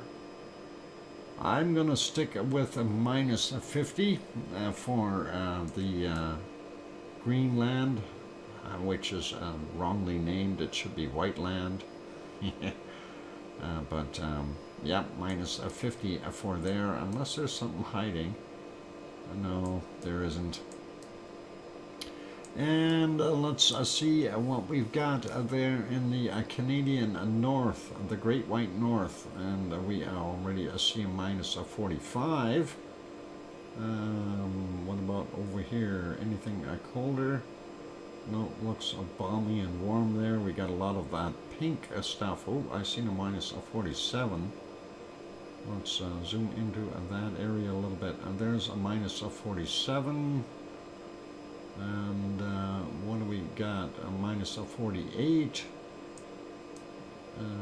Minus 48 is our low so far. So a minus 48. And we need to beat a minus 48. Anything over here? A minus 48. 49. Oh, we got a minus 49. Need to beat a minus 49. Oh, hang on. A minus 51. Minus 53. Alright, minus 53 so far for our low. That is pretty good. Let's see if we can find a minus 54.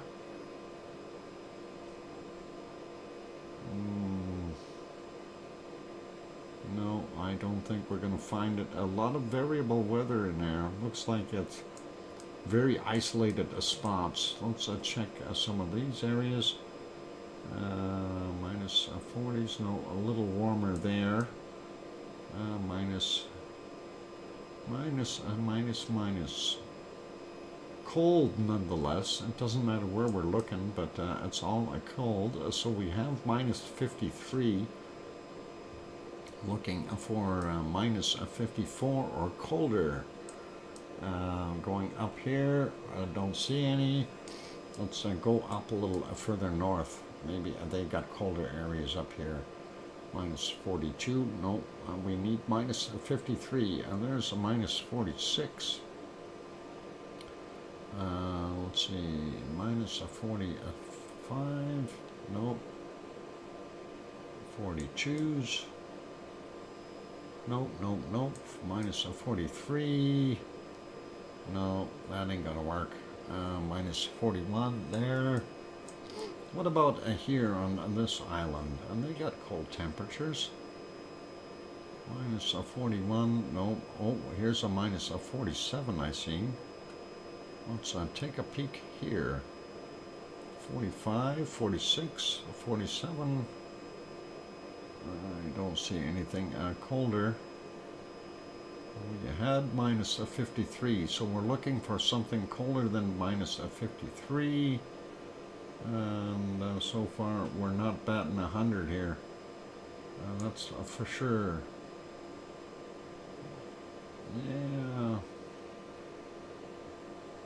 Yeah, I think I'm gonna have to live with that. Minus 53 degrees.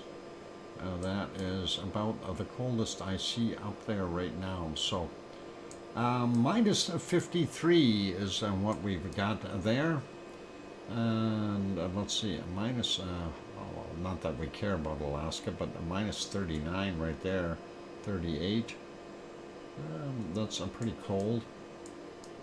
All right, going for the big Siberian crunch. And we know that this place can get very cold very quickly. Already got a minus 46, so let's see what else we can find. Minus 46 is what we want to beat. Minus 46 there again. There's minus 48. And let's see, do we have anything colder than a minus 48? And we'll check. Minus 48 in this region. I seen a minus 49 right there. And a minus 47s, 48. 44s, 46. And there's another a minus 50. Okay, and we're getting there. Minus 50. Oh, minus 51. Minus 52. Right in there. Minus 52. Let's see where else we can go here. Pretty balmy looking. Let's go further north. There's a minus 46, 47 already. Let's see if we can find something a little colder. Minus 52 is what we're looking to beat for mine. And we see a minus 44. Nope, that ain't gonna work.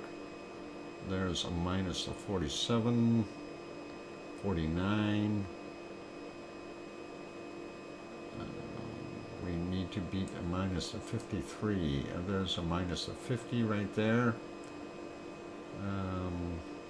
Yeah, minus 49, minus 50.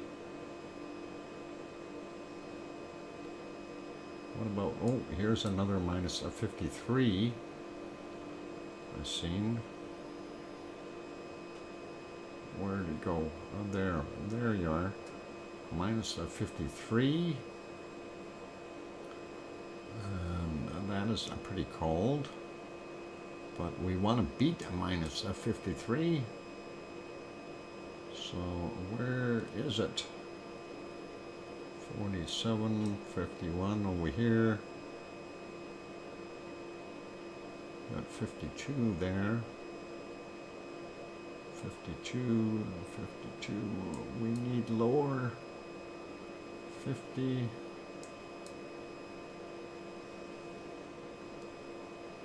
It's warmer in the south. Oh, there's another minus 51. We got minus 52. We got minus 53 already, so we're looking to get better than that. Let's see where I am, though. I got to take a look at the geography. Yep, minus 47. No, not there. Let's go over on this side. Oh, minus 54 already right there. Minus 54. That is our lowest so far. Minus 54. Let's see what else we got here. And yeah, minus 54. Zoom in a little bit and see. Minus 54. Minus 54. Oh, hang on. A minus 55 right there. I thought I seen a minus 56. There was one in here. There is a minus 56. Where are you? You were here. There it is. Minus 56. Let's see if we can get a minus 57. Minus 56. And what about over here? No. Minus 56 in that area. Brr, that is cold. Let's go up here a little bit more. Minus 52. So we got to beat a minus 56. There's a minus 53 in here. And a minus 53. We need to beat a minus 56. And we're not seeing it. Minus 52, minus 53. I'm gonna leave it, I think, at a minus 56 degrees. Oh, there's a minus 54. Hang on here. Maybe we can find one here. Something colder than a minus 56. Oh, and there's a 55. There's a 50, minus a 55. 54. No, I think that's about where I'm going to be at. A minus 56 is what I had found. I do see a 55 right there. I'm looking for a 57, but I just don't see it. There's another 56 in here as we scan along.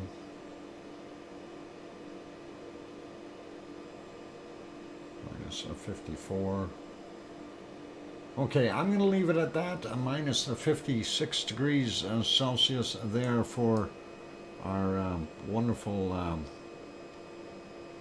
Siberian areas. I just want to check under some of these highs here real quick, but I think that's it.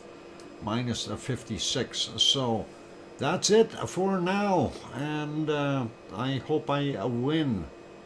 I hope I win.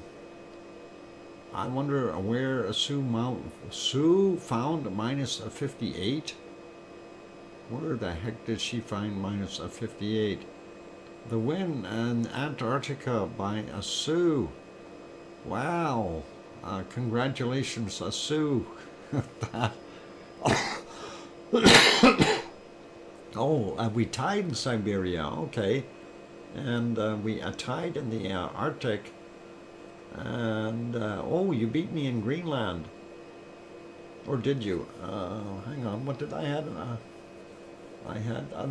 We were tied in Greenland. Oh, you found, you beat me in Antarctica and in Siberia. No, yeah, in Antarctica by 1 degree. That is, that's interesting. I was going to say that's cheating, but no, it isn't. That's all good. We're good. All right. Congratulations, Sue. And that is awesome. And look at this warm weather, that warm air getting all the way up here in the Svalbard. Those guys must be cooking at a minus 1 degree Celsius up there. That is phenomenal for them. Good. I found a minus 58 a few minutes ago. Okay, no worries. I'm going to stay warm though, okay? How about that? Let's put this back over here. And that looks kind of neat there in Hawaii, but it is not so cold there. I like palm trees. Did I ever tell you that? Anyway, ladies and gentlemen, that is it for today. So I appreciate each and every one of you being here.